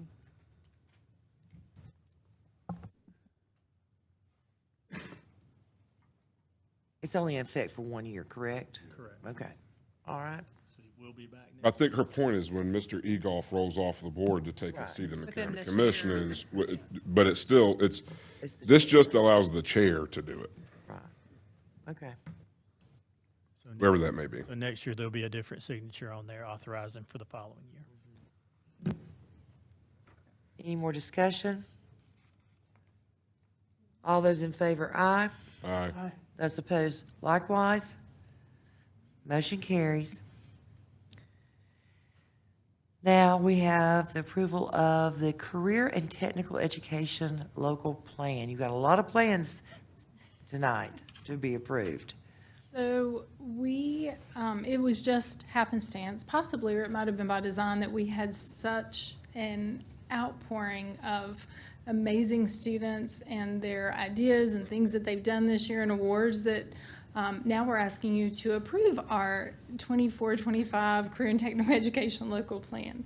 I will say in talking with Mr. Moore, there are 4 areas of emphasis in this plan for this year. One is on Continuing to grow the student organizations, so like the ones you saw tonight, FFA, DECA, Skills USA, HOSA, all the others that are involved in CTE.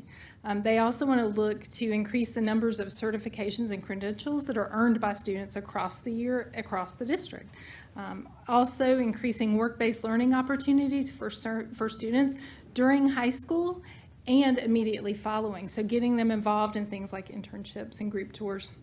And then working with grant-funded career planning coaches that Mr. Moore has managed to put in place, and counselors to intentionally choose courses that will allow students to follow those pathways. So developing four-year plans that will get them looking at what is it they want to know and what do they want to learn more about in setting a pathway. And if you've not looked at the CTE part of our website lately, he has created some amazing pathways with the help of his team that allow us to very clearly see what students are interested in and then what courses they would need to take to be able to follow those pathways. So they've been working very hard and clearly based on the students tonight who were here on their summer vacation with their teachers, I might add, that it just provides for them an opportunity to go ahead and start thinking about what their passion in life is. And that being said, we would love for you to, we're requesting that you approve the CTE local plan for 24-25. Thank you. And I will have to say, I've just noted this year we've had so many more students recognized through the CTE organizations, so many more competitions that they've attended statewide and nationally. It's just really, it shows that we're putting an emphasis here. Yeah, I mean, we talk about career ready, and this is the exact thing we should be doing if we're going to say we're making career ready students. Yeah, I move that the Henderson County Board of Public Education approve the 2024-2025 CTE local plan. Do I have a second? Second. Any more discussion? Fighting over it. Go ahead. No, I have no discussion, but I'm gonna hit my mic first. Oh, okay. Okay, call for a vote. All in favor, aye. Aye. Likewise, nay. And motion carries. Thank you, Dr. Marlowe. Thank you. And now we are looking at our strategic plan. Still Dr. Marlowe. Just kidding. It's nice to see you again. So we spent much of the school year last year thinking about and planning for the fact that we really wanted to put in an updated strategic plan. And so that being said, we set the wheels in motion this year, and in January we actually started planning for what we wanted our goals to be that would guide us into the next 4 years. And so in January, we sent invitations to stakeholder groups. So that includes our administrators, assistant principals, also our principals, our instructional services team, our leadership team, and then we also pulled together representatives from community partners across Henderson County. We got representatives from middle school students, from high school student government leaders, and then teacher representatives who represent their schools through the Superintendent's Teacher Advisory Council, and parent representatives which represent their schools through the Parent Advisory Council that the superintendent meets with monthly. And then in February, we actually pulled those folks together with the help of Dr. Jill Reinhardt, who facilitated that process, and she met with all of the stakeholder groups. And the purpose of those stakeholder groups is to represent groups of people in our community who have ties to our schools. And, you know, we're a big place. Most everybody's got ties to the schools. So in February, the stakeholder groups met. They looked at several different things, including our strengths, our opportunities for growth, things we should be doing, aspirations for what we'd like to do, and then results. How are we going to measure how we're doing? And then all of that data she pulled together as raw data. We met with the school board, you might remember, in March, and completed a priority setting session. And at that point, Dr. Reinhardt pulled all of that information together into just a draft that she provided to Mr. Garrett. And then he went through with our support and looked at how that matched what the priorities were that you had set aside. We have been working on revisions of that, developed an infographic as a draft, and so then here we are tonight. So this is kind of the draft of our strategic priorities, and what we'd like to do is present this to you to get feedback on, and then potentially bring it back to you at the end of June. We would love to have this finalized and approved by the end of June at our June meeting to move forward into the next school year with a strong strategic plan for our schools, so that they can then build their school improvement plans around that, along with the needs of their schools. So 4 big goals, which is to graduate all students ready for the future. We want to be a leading employer and educational institution in our region, have access to the facilities that then support those goals, and also we've got great community partnerships, being able to leverage those for the benefits of our students. And to dig a little deeper into each of those 4 priorities, we broke them out. So if you're thinking about future-ready students, it was clear in the data that came out from all the representative groups that they want us to be a top 5 school district in the state of North Carolina. And I firmly believe that we can do that with all the right elements in place. So you'll see what some of those goals are there. Also looking at opportunities to expand early child care opportunities. And so many of the stakeholder groups talked about opportunities for universal pre-K. We just don't have the space right now, but boy, we've got good partnerships with our early child care friends out there. And so one of the things that we have talked about and tried to do, but we want to make a much more concerted effort to do, is have more collaborative professional development with our early child care teachers, so that there's a much smoother transition for our students as they enter the school system. And then looking at, for the support of our teachers, our students, and our families, to have frameworks that have aligned resources in them, so everybody knows what kids are going to be learning and what tools they'll be using. The second priority then became future-ready professionals. So the goal there is to be a place where teachers want to come and work, where other staff members want to come and work. So it's making sure that we are getting great people and keeping them. And so you'll see the sub-goals under there are about how quickly we can fill positions and making sure that any turnover gets addressed quickly. Making sure that, we can't fight retirement. We've tried. People want to retire at some point. But other than that, we'd love to be able to keep everybody. There is a teacher working conditions survey that teachers do every 2 years. We'd love to see continued 2% increases in that, in the one that says, overall, my school is a good place to work and learn. People want to be at work. We want them to be happy where they work. And then making sure that we have long and short-term plans for teacher recruitment and retention, so that our students have access to teachers that meet their needs. Then, too far, too fast. Priority 3 is about future-ready operations, making sure that we have facilities that are safe and that make learning enjoyable, have all the things that they need in them. And you'll see that there are 4 sub-goals there. One is about making sure that we have 1 and 10-year plans for our facilities, efficiency ratings for transportation kept at 100%, campuses that allow you to be able to get in with the card. We're working on getting toward all campuses being able to have that access, and then making sure that if we have a problem, it is taken care of quickly. And then priority 4 is around our community partnerships. We have amazing community partners in Henderson County, and so we want to make sure that they have every opportunity to participate in how to support students, and that we have those great partnerships that we can reach out if we happen to need something. So making sure that we are a premier school district was the wording that was used there. Again, making sure that kids want to be here, teachers want to be here, and families want their kids to be here. Engaging families through interactive strategies and making that two-way communication, so that there are opportunities for everyone to ask the questions that they want and be able to get those great answers and take part in children's education. Kindergarten to graduation happens really quick, enjoying every minute of it.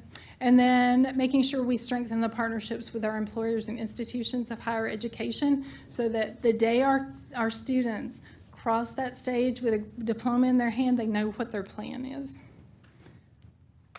And that's kind of where we are right now. Questions? First of all, I'd like to, all of us need a copy of that. And the only thing I would say is on that last big goal. Most of your little sub-goals or your bullets were measurable, and I'm just wondering, I guess it's kind of difficult to put a metric on some of that. Yeah, like awareness. Yeah. Well, Dr. Revis, I think what we want in this version, and we will send this out to you in a Okay. separate email, is sit with it for the next couple Yeah. of weeks. As you note, this one is a little bit harder to quantify from a percentage standpoint, but we can talk about that. That's one of the things that we still don't have completely rectified. Also, I think it's important as we go through the other goals, that if we attain a goal, we want this to be completely flexible, that then we would reset that goal. It's not one of those that if we're at 90% retention, we're going to be like, cool, we're stopping, trying to get to 92 or 98. So these are very organic in that we can look at these every year. The other thing that I noticed at the top is that this is a 4-year plan. What I would ask for would be a 3-year plan so that it doesn't get stagnant or forgotten about. That I like a 3-year plan better than a 4 or 5 because you are more likely to observe it every year and look at it and make sure that you're doing a review and seeing how is your progress going. That was going to be my comment, and I think it's a 5-year plan, is that I've done so many strategic plans, and they're all very well-meaning. It's just you get kind of bored of them kind of quickly, and so making sure that you're staying on top of it and you're really looking at those measurable, if they are measurable, goals that you have there, and what are you doing to attain them? Well, unless you all have an objection, I will recommend a 3-year plan. And that way, because my goal with having this plan together at this point is that we don't spend another time where we do all this gathering, that we monitor as we go forward, and that you don't go through this process in 4 years and 4 years after that and 4 years after that, that each year we're really looking at this, that we put a stake in the ground in June of each year, and we look at, or in August of each year after all of our things are in, that we look at. Then when it comes to our goal on student performance, we look at that in the fall when we get those numbers, so that we'll have those benchmarks that we're looking at each year. Like, we'll know the graduation rate before we know the growth rates. Right. Yep. No, that's a good idea. And I would like for you to make a public presentation about how well did we hit our benchmarks. But again, we're going to have some kind of metrics on those last ones. Work on that. Yep. And we'll change it 24. I mean, you know, We'll be 24 to 26, right? School years. Oh, school years. So- 24, 25, and 5 and 6, and 6 and Yeah. 7. Yeah. Yes. now is the goal then for our school improvement plans to align to this at some point, once we get this, or you get it nailed down? Yes, so as this is approved, we will then spend this summer educating our administrators, going through it with our leadership folks, and letting them know. Now, we do not expect the exact same language in the local, each school plan, but we will emphasize that we want to see their plan scaffolded up under these big priorities. So yes, ma'am, that alignment is there. And one of the great things about the tool we use now is it's easy to do, and it's easy for us to monitor each year as well. And that was really my goal, is I don't think it is wise to have a school plan that is reviewed and updated every year, but your district plan is laying on a shelf for 5 years. That's just not good business, and as much changes and as you have new principals, you have new leadership, you have folks who retire and come in. I like to keep that strategic plan fresh, because as you said, Mr. Craven, it's real easy to be gung-ho for a year, Or when you're doing and then these it things. disappears. Yeah, when you're doing a strategic plan, you're like, yay, great. And then it's like, oh, what did we say? Yeah, you'd be up I there. think it has to be in front of us Absolutely. The other thing, all the time. the other goal that I have personally is that once you do approve this, is we'll set up a tool where we will then evaluate this every year, and we can mark it and see, okay, 24, 25, how did we do? Next column, how did we do the next year? The next column, and you're going to see some things ebb and flow, but you're also going to see some things where you'll need to adjust those numbers because you're hitting those marks. So this is not for our approval, this is just, right now, you're just showing this to us. Will we be asked to approve this Yes, some we, point. we will put this, We kind of did approve it when we had the workshop. well, your input was there, you got we behind didn't it, you approve. gave your verbal thumbs up. This was after we put it in a package that we feel like, because I think it's very important for your district plan to be a 1 or 2 page, English, More bite-sized where, pieces. where folks can understand it, because I want this to be, handed out at school improvement team meetings. I want this to be shared with our community partners. I want this to be shared with our nonprofits. I want this to be shared with our partners that we talk about early learning with and school readiness. So that's why you're seeing it in this version, and any suggestions or tweaks you want to see made, because that infographic I want to see all over the community, and then here's a good 2-pager. Okay, so if I may, when is there an update? We will have a workshop, obviously, again, next year. So is there an update to this at that point? I'll make, what do you mean by? Well, how the progress? Oh, Progress. yes. Yes. So we'll do a presentation next year, probably, I don't know, we'll have to determine what that timeline would look like, because we would need the metrics and be able to measure, to put those in a format that would be easy to look through. So typically, Okay. in times that I've done this before, typically we pick a late fall date to do a comprehensive look, because you've got your retention rates, you've got your growth scores, you've got your accountability. Now, some things we can check before that if you have individual questions, but really what I've tried to get on is like at your November, December meeting, do an update each December.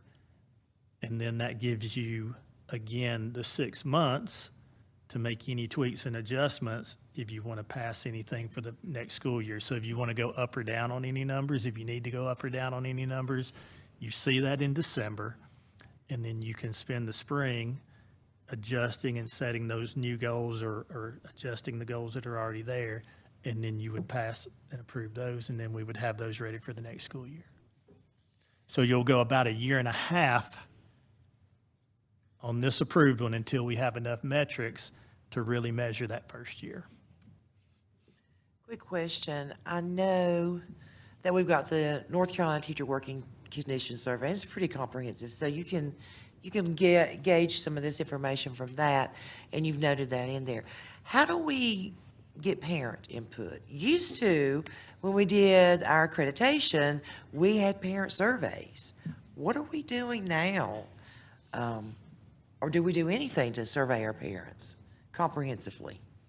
Most of that is done at the school level. school level, okay. But now that we have a plan, we could feasibly look at a more. We could look at a comprehensive way. yeah. We've not had a plan for them to reflect on. I'm just wondering if part of that priority 4 could be some results from, our parent and community. Have we improved our communication and marketing as per the parent? We do have an opportunity to do some of that. We've Yeah. gotten lots of parent feedback on some grants that we've put in place. Right. Summer learning, and so we've got a mechanism now that we can do that. And so I do think it would be pretty easy for us to put this in a format that would go quickly for parents, which means then that we're more likely to get more input. Yeah. As we talk about a strategic plan, the 2 things that you have to watch out for are how do you communicate it and make sure you effectively communicate it, but then how do you measure it? And based on what you approve and that we put into place, we can then again develop those tools to evaluate how we're doing. So we're not approving it today. This is just our awareness to see, but when do you want us to try to approve that?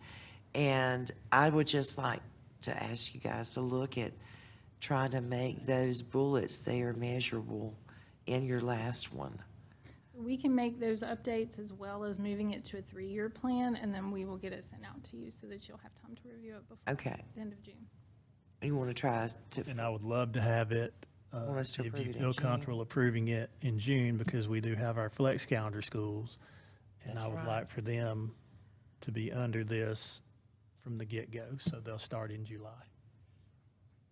Yeah, this is incredible, and I know you had a lot of people helping you, but I know that this is a gigantic task. Excited to have a plan. It's so nice to see even from our focus group. I mean, those were the exact top priorities that we kept seeing again and again, not just from us, but from all the other groups that were stakeholders. So I just think you've done an amazing job. Appreciate This it. is good. And I want to applaud you for the effort that you've made in getting stakeholder input and involvement. We're fortunate, we have stakeholders who want to play a part and make our schools Right. better. And so we're really happy to find ways to include there. And I hope that they see their voices in the goals, because we certainly did. All right, thanks. Thank you. All right, Mr. Bernie Sosha, you're going to talk to us about some procurement waivers. Exciting stuff. I'm sure it is. And actually, sort of as to follow up what Dr. Marlowe was just talking about with the strategic plan, as part of our budget request process, we ask for information saying, how is your budget request going to tie back to the strategic plan? So when we get one of those in place, we will actually have an answer that they can give. Well, if it's truly our strategic plan, it should guide the work of the district, everything we do. More and more important. Yep. But on with this. So what we have is the procurement waiver. Whenever we are spending federal dollars and we have the micro purchase threshold of $30,000 and $50,000 to spend those federal dollars, that uniform guidance requires that we do procurement waivers if we're going to use them as a sole source. And so what we have for tonight is, I guess we have 5 different companies. These are ongoing contracts that we have, but we're required every year to get sole source approval from you guys. So we have, with Books International, we have our Letterland program, which will provide curriculum continuity. We have Curriculum Associates, which provides us with Elevation, and iReady programs, both, again, for curriculum continuity. And then from Lexia, we have Lexia English and Lexia Letters, again, providing the continuity of service. And I have little descriptions of there for what the service actually is for you as a refresher.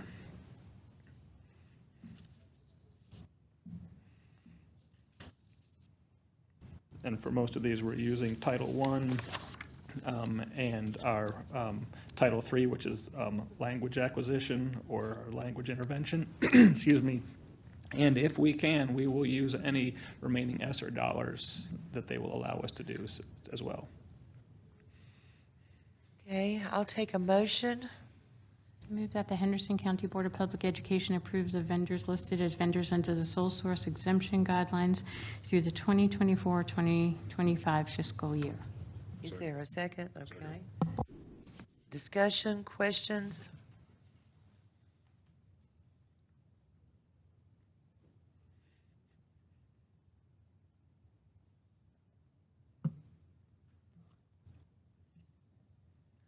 All right, I'll call for a vote. All those in favor, aye. Aye. Opposed likewise. Motion carries.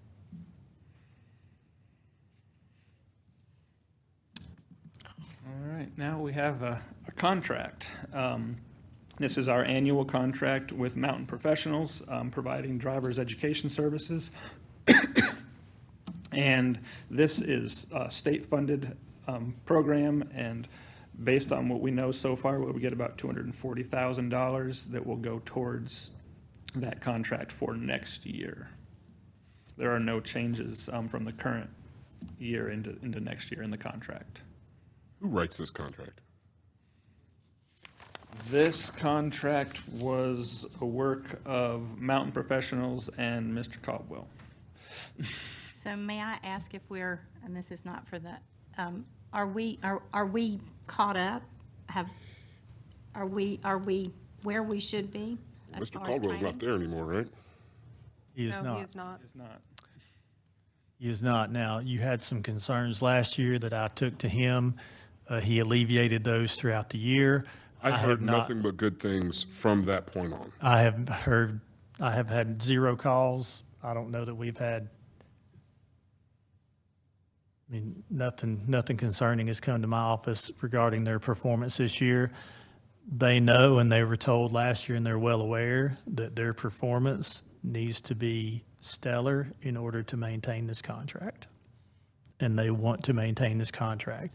A reminder for folks who might be watching online as well, this is money we receive from the state for any student, any 16, 15-year-old in the county. So this money also takes care of students who are homeschooled, who attend charter schools, and also who attend private schools. So we are the fiscal agent, the pass-through for driver's ed education funding from the state. So, you know, that's one of the things that I don't think everybody understands about your public school units is that we are the contract administrator and the fiscal agent for all of driver's ed, regardless of whether we've ever had a student or not. So our high schools do a really, really good job of welcoming those folks in and helping get those driver's eligibility certificates and all of those things as well. So I think goes unnoticed sometimes. I really appreciate our folks out at the schools who do that.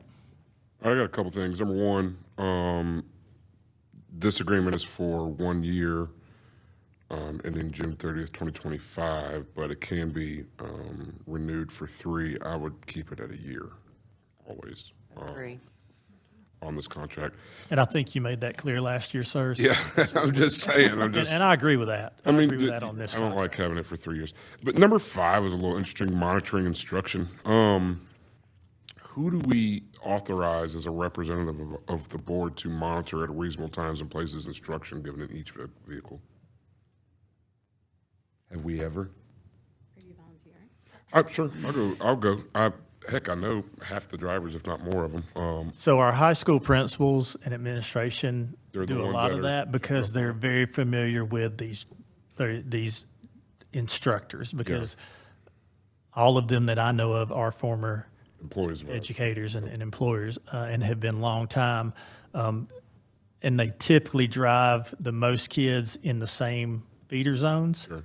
So, you know, they work very, very well with the staff there and the administrators there. So there are eyes on these vehicles and cars and people and their stuff. They have the same background checks, all those things that we require of anybody else as well. Yeah, it's just making sure that stuff, and it's got number 28, the Jessica Lunsford Act, and then 29, like driving a student on a singular basis, like making sure that there's 2 kids in the car and not one, and, you know, that sort of stuff. I didn't know who we, as a board, appointed to check that out. We rely on administration typically. Okay. So you said Mr. Caldwell was no longer with them. Did they replace someone in his position to oversee? So I don't know that he necessarily had any different position, but because of his experience Yeah. and relationship with this board and with your superintendent, Okay. he was my main contact. I And hear you. because he's been on both sides of the fence, he was the liaison. I think Ms. Burlett probably could be that next person if she's willing to be a liaison. Yeah. Well, as long as they heard us loudly and clearly that we were tired of getting complaints about them not serving students and getting them in. But I agree with you, Blair, 1 year.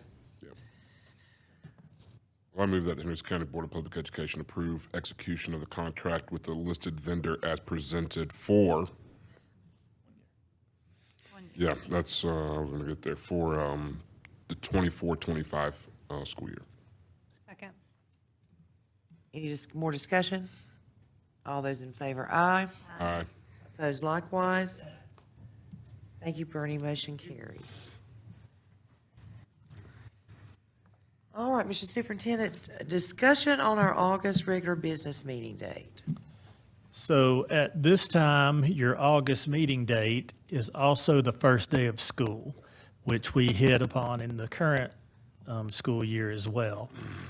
This is doable, but on the first day of school, it's, it's the first day of school. And my desire on the first day of school is to get to as many schools as possible. And I was not able to do that as much. I was able to get to them all in 3 days instead of 2. But, you know, we like to make sure that we're very well prepared, not only for the first day of school, but also for your August Board of Education meeting. So what we are asking you to discuss is when you would like, or would you like to, or be amenable to moving that up to the first Monday? Because then that would allow any last-minute personnel decisions and things before teachers report, or as teachers are reporting, and before students return. So, and if that's not possible, we can certainly keep it right where it is. But that was just something that we wanted to discuss. That's something that the chair and vice chair and I had a conversation with when we were talking about the agenda. What's the law? Isn't there like every 30 days outside of like July, we have to have a meeting or something? So you can't push it back? That's not a thing? No, there's 4 different months, and I'm going to blank on what they are that you're required to have a meeting. I know the end of June, you're required to have the meeting. That's our meeting? You basically have to have one quarterly. Okay. But our end of business meeting, I know, is part of like, that's why we're having it June 27th. Like you have to have it at the end of the year, every year. That's for closing out the fiscal. For the fiscal year, you have to have that one. So there's 2 ways you could do that as well. You could authorize your finance officer and superintendent to execute anything from this meeting to the end of the fiscal year. Some do that. We do that. Some do that. But that's something that you. Doing here? Well, y'all have not done that, sir. So Oh my, I didn't even know that was an option. it is an option. It is absolutely an option where you as a board would authorize the board chair and superintendent. That meeting, you never get anything done anyways. You come here at 8 in the morning or 8:30 in the morning and it was hey, here's the meeting. Everything's done. Fiscal year's done. See ya. So if that would be something you would like for us to provide you with an option, we would be happy to do that. I know that's not what we're talking about here, but that'd be a great Not- option. I'm just But saying, there are some different options, but that first week of August works for me. Yeah, either the first or fifth. third week are fine. The 5th works for me. Doesn't work for me. It doesn't work. The 19th But the is the 19th. following Monday. I know a lot of families that will be taking that first week in August out of town, because that's their last hurrah. That last, well, what about the 19th? That's We could do either Monday one. I'm okay with the 19th. after. I prefer the 19th. Either works. 19th works for me as well. Okay. Can we just go ahead and move the time to? What do you want to do on the? Instead of a 3 o'clock closed, we could come in at 4 o'clock closed, and then 5 o'clock open, and let That's parents up, come in. that's up to the chair. If he makes that decision. Because we used to do meetings at, what was it? We had 5:30 closed, 7 o'clock open, something like that. 6:30 open, 7 o'clock open. We're here till midnight. We could cater. We used to. I think that's something as a board y'all can discuss. Again, the chair has that ability. An afternoon meeting helps some and hurts others. When we were talking about grabbing students and some of those recognitions and families right after school is helpful. For some other people, you're never going to find the perfect time, I'm afraid. Yeah, I actually was the one that moved it up and got rid of the dinners at the time because our meetings were going into, it was midnight, right? And I was missing kids' games and that sort of stuff. And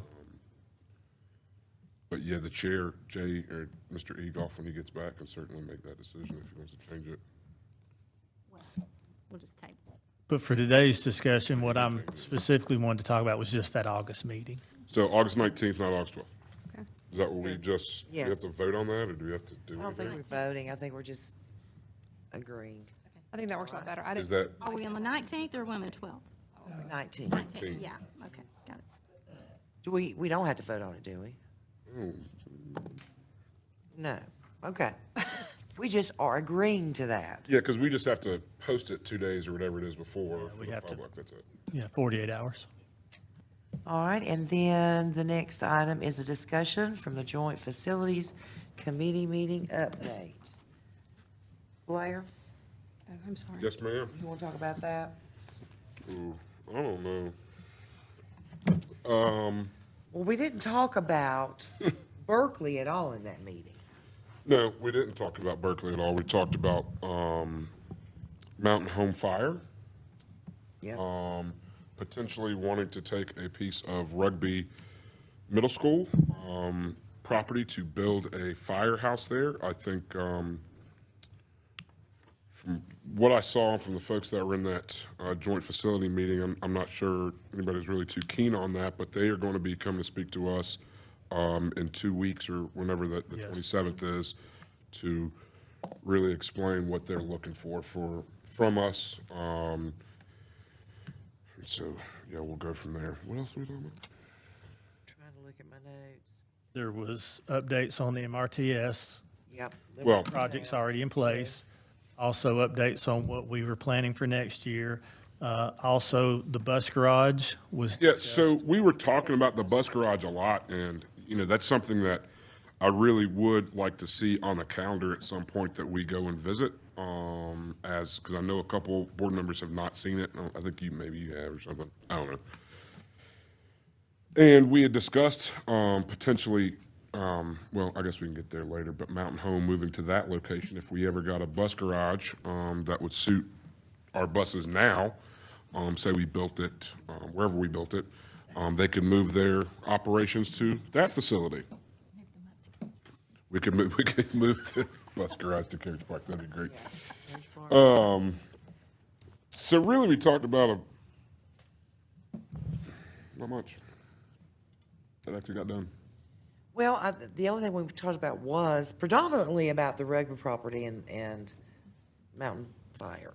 Yeah. But what I didn't realize in that meeting, and the superintendent has clarified, is that as a board, and we do own the property now, we have the deed now. We do. We have the deed now. Our board cannot just sell the property or gift it to someone. There's a process.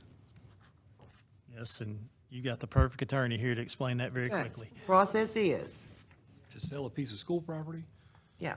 So if it's a school site, you have to first declare it surplus and no longer needed for school purposes. 115C-518 requires you to then offer it to the county for acquisition. If they decline it, you're then authorized to employ any of the methods of property disposal that are in Chapter 168, Article 12, which is, for real property, is either entertain a private offer and expose it to public upset bids, auction it, or accept sealed bids. Those are kind of your options in a nutshell. So Mountain Home is coming to talk with us at the end of the month, but I'm not sure they understand the process that we have to go through.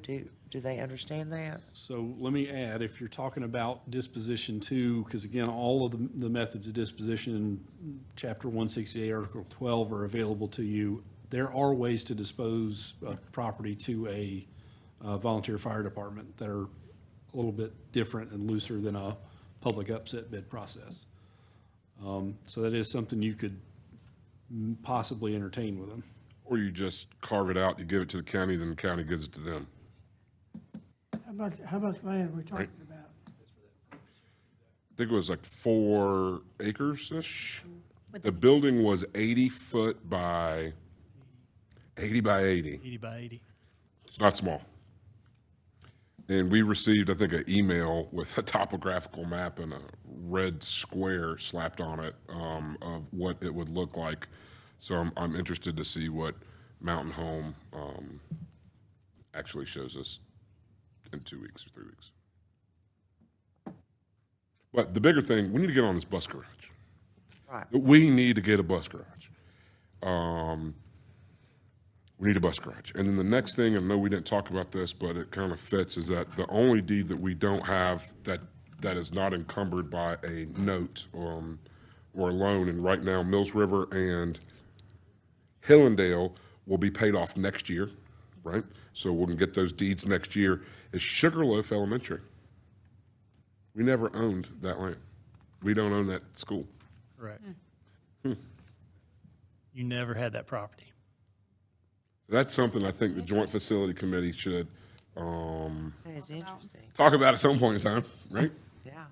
Sugarloaf was under option by this board, and the option was assigned to the county, and the county kind of ran with the construction process thereafter. So that's right. Title never came through the school board. It's really weird. When was that? I'm just curious. Oh, want to say 2008 or 9 or something like that was the acquisition, I'm pretty sure. So anyways, You find peculiar things when you start looking at. I know, right? You start digging and you're just Very like, peculiar. But I'm happy of the work that you guys did to really get those deeds back, the rest of the deeds, in the school board's, name. So can we maybe make a proposed date, the day of June 27th, after we leave the business meeting here, to just take a ride over, go over to see the bus garage?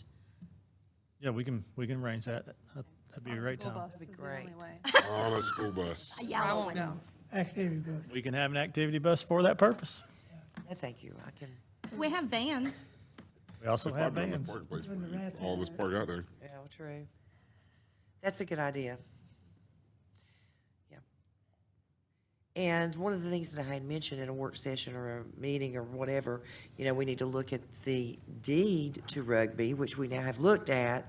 And the Johnson family did donate that money, donate that property for educational uses. It doesn't say we can't use it for other things, but that it's very clear that that was their intent. And I personally have a hard time going against the benefactor's intent. Yeah, I wasn't very moved about putting that fire department there. So maybe they can, we'll see something different or something more, come June What else 27th. can you do with 4 acres of land, though? Well, it's adjoining And it. it's, I think the biggest thing that you have to be careful of is the expansion of 191. And so when you go out there right now, you got that little parking lot that's across from Johnson Farm, that little area? Go look at the pink stakes right there. And look at how much, what was the right-of-way they took, 50 foot? 30, 40, 50 foot? I mean, the right-of-way was huge, huge. It's pretty healthy. I mean, it is a healthy right-of-way. So when first of all, DOT paid the county for that property, and they kept that money, number one, Because they had the deed. because they had the They deed. had the deed at that time. So we kept the West check, but they kept And they Johnson kept the Farm. Rugby check from us. We got Johnson Farm and We got Johnson Farm because we owned them, right? But once you look at that right-of-way and you look how much land it is, I think it makes a little bit of a difference in your mind when you go stand out there and you're like, huh. And then go out and check out Fletcher. Oh, Oh, exactly. And that's exactly what it's going to be. yeah. I do think this one was a lot more space, however. It is more space. It is more space, but it's a you can't lot, It's apples to oranges, but it's a I lot see what. busier, though. I mean, 191 is, Especially with I Ruby would on love if West. this board could find a way to work with the commissioners to get us a bus garage that has been needed in this community for decades and give them that piece of property that's less than a quarter mile away. Here you go. There's your new fire department. It's in the district. It wouldn't change any of the, what is it, the insurance rates that they have? Response times, any of that stuff, they said. So it's right by the dump, the landfill. Yeah. It's in the landfill.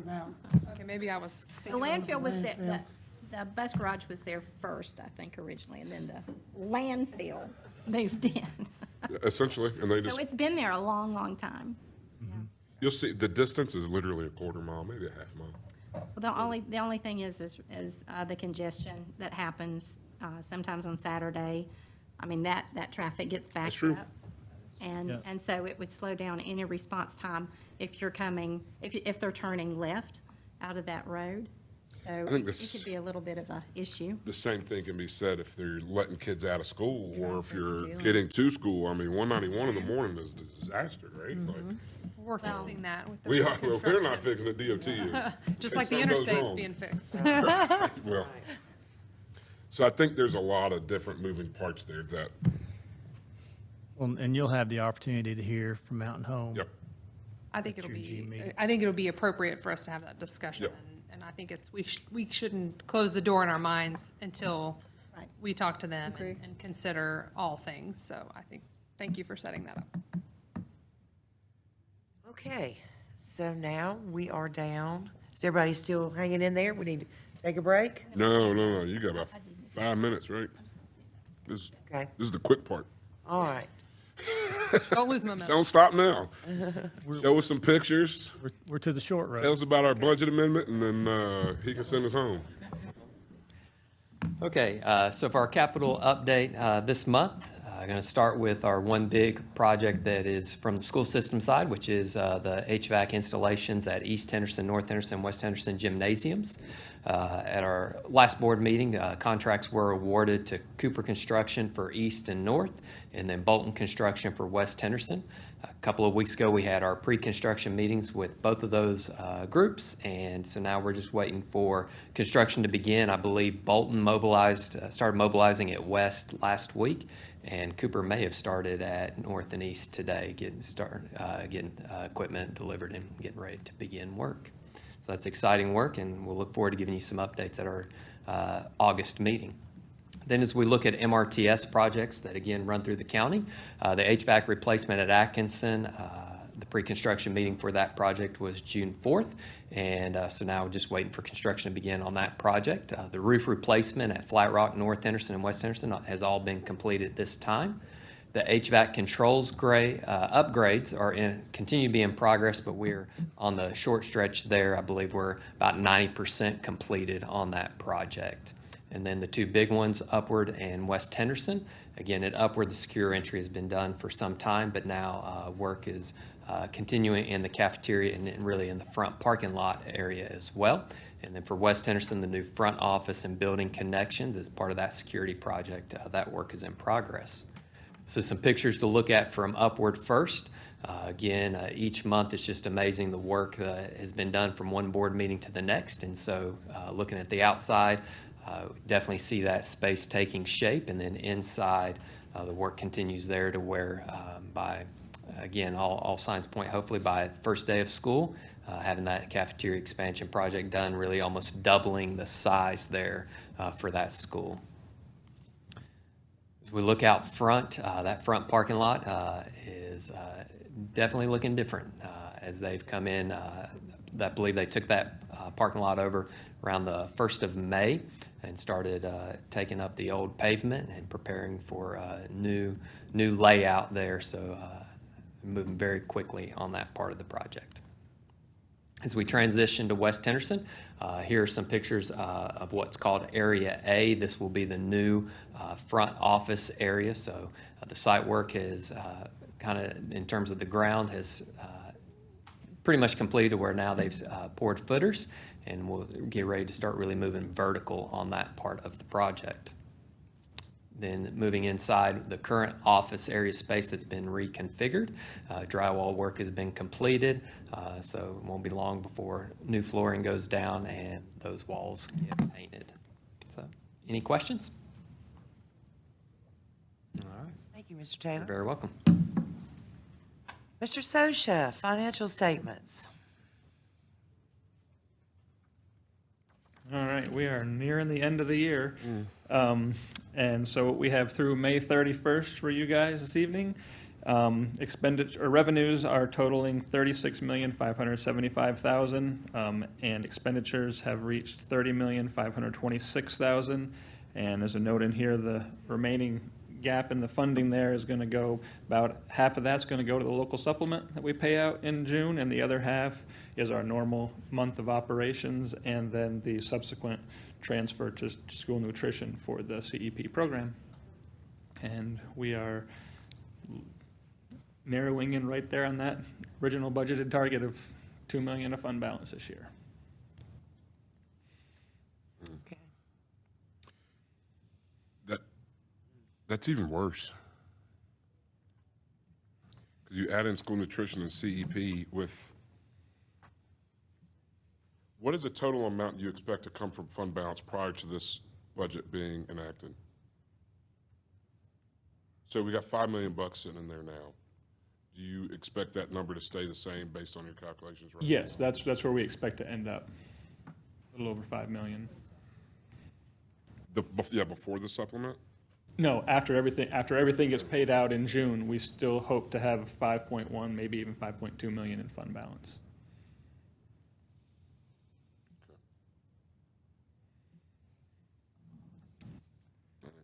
Thanks, Bernie. Thank you much. And then Mr. Garrett, General Operations. So, a little calendar of events for the month of June here. We are still, I'm good at that. Thank you, Ms. Norman. So our report for the month of June, 2024-2025 kindergarten registration continues and still open. So we are getting ready to welcome the class of 2037. Yes, every time I say that, 2037. And we'll be welcoming the class of 2050 before we know it, and all of those things that'll kind of get your attention. It certainly gets mine. Then we are running our summer meals program, as we shared earlier in the meeting, and we want our folks to take care of that. You can go to our website and find that in both English and Spanish, but that's June the 3rd through July the 26th.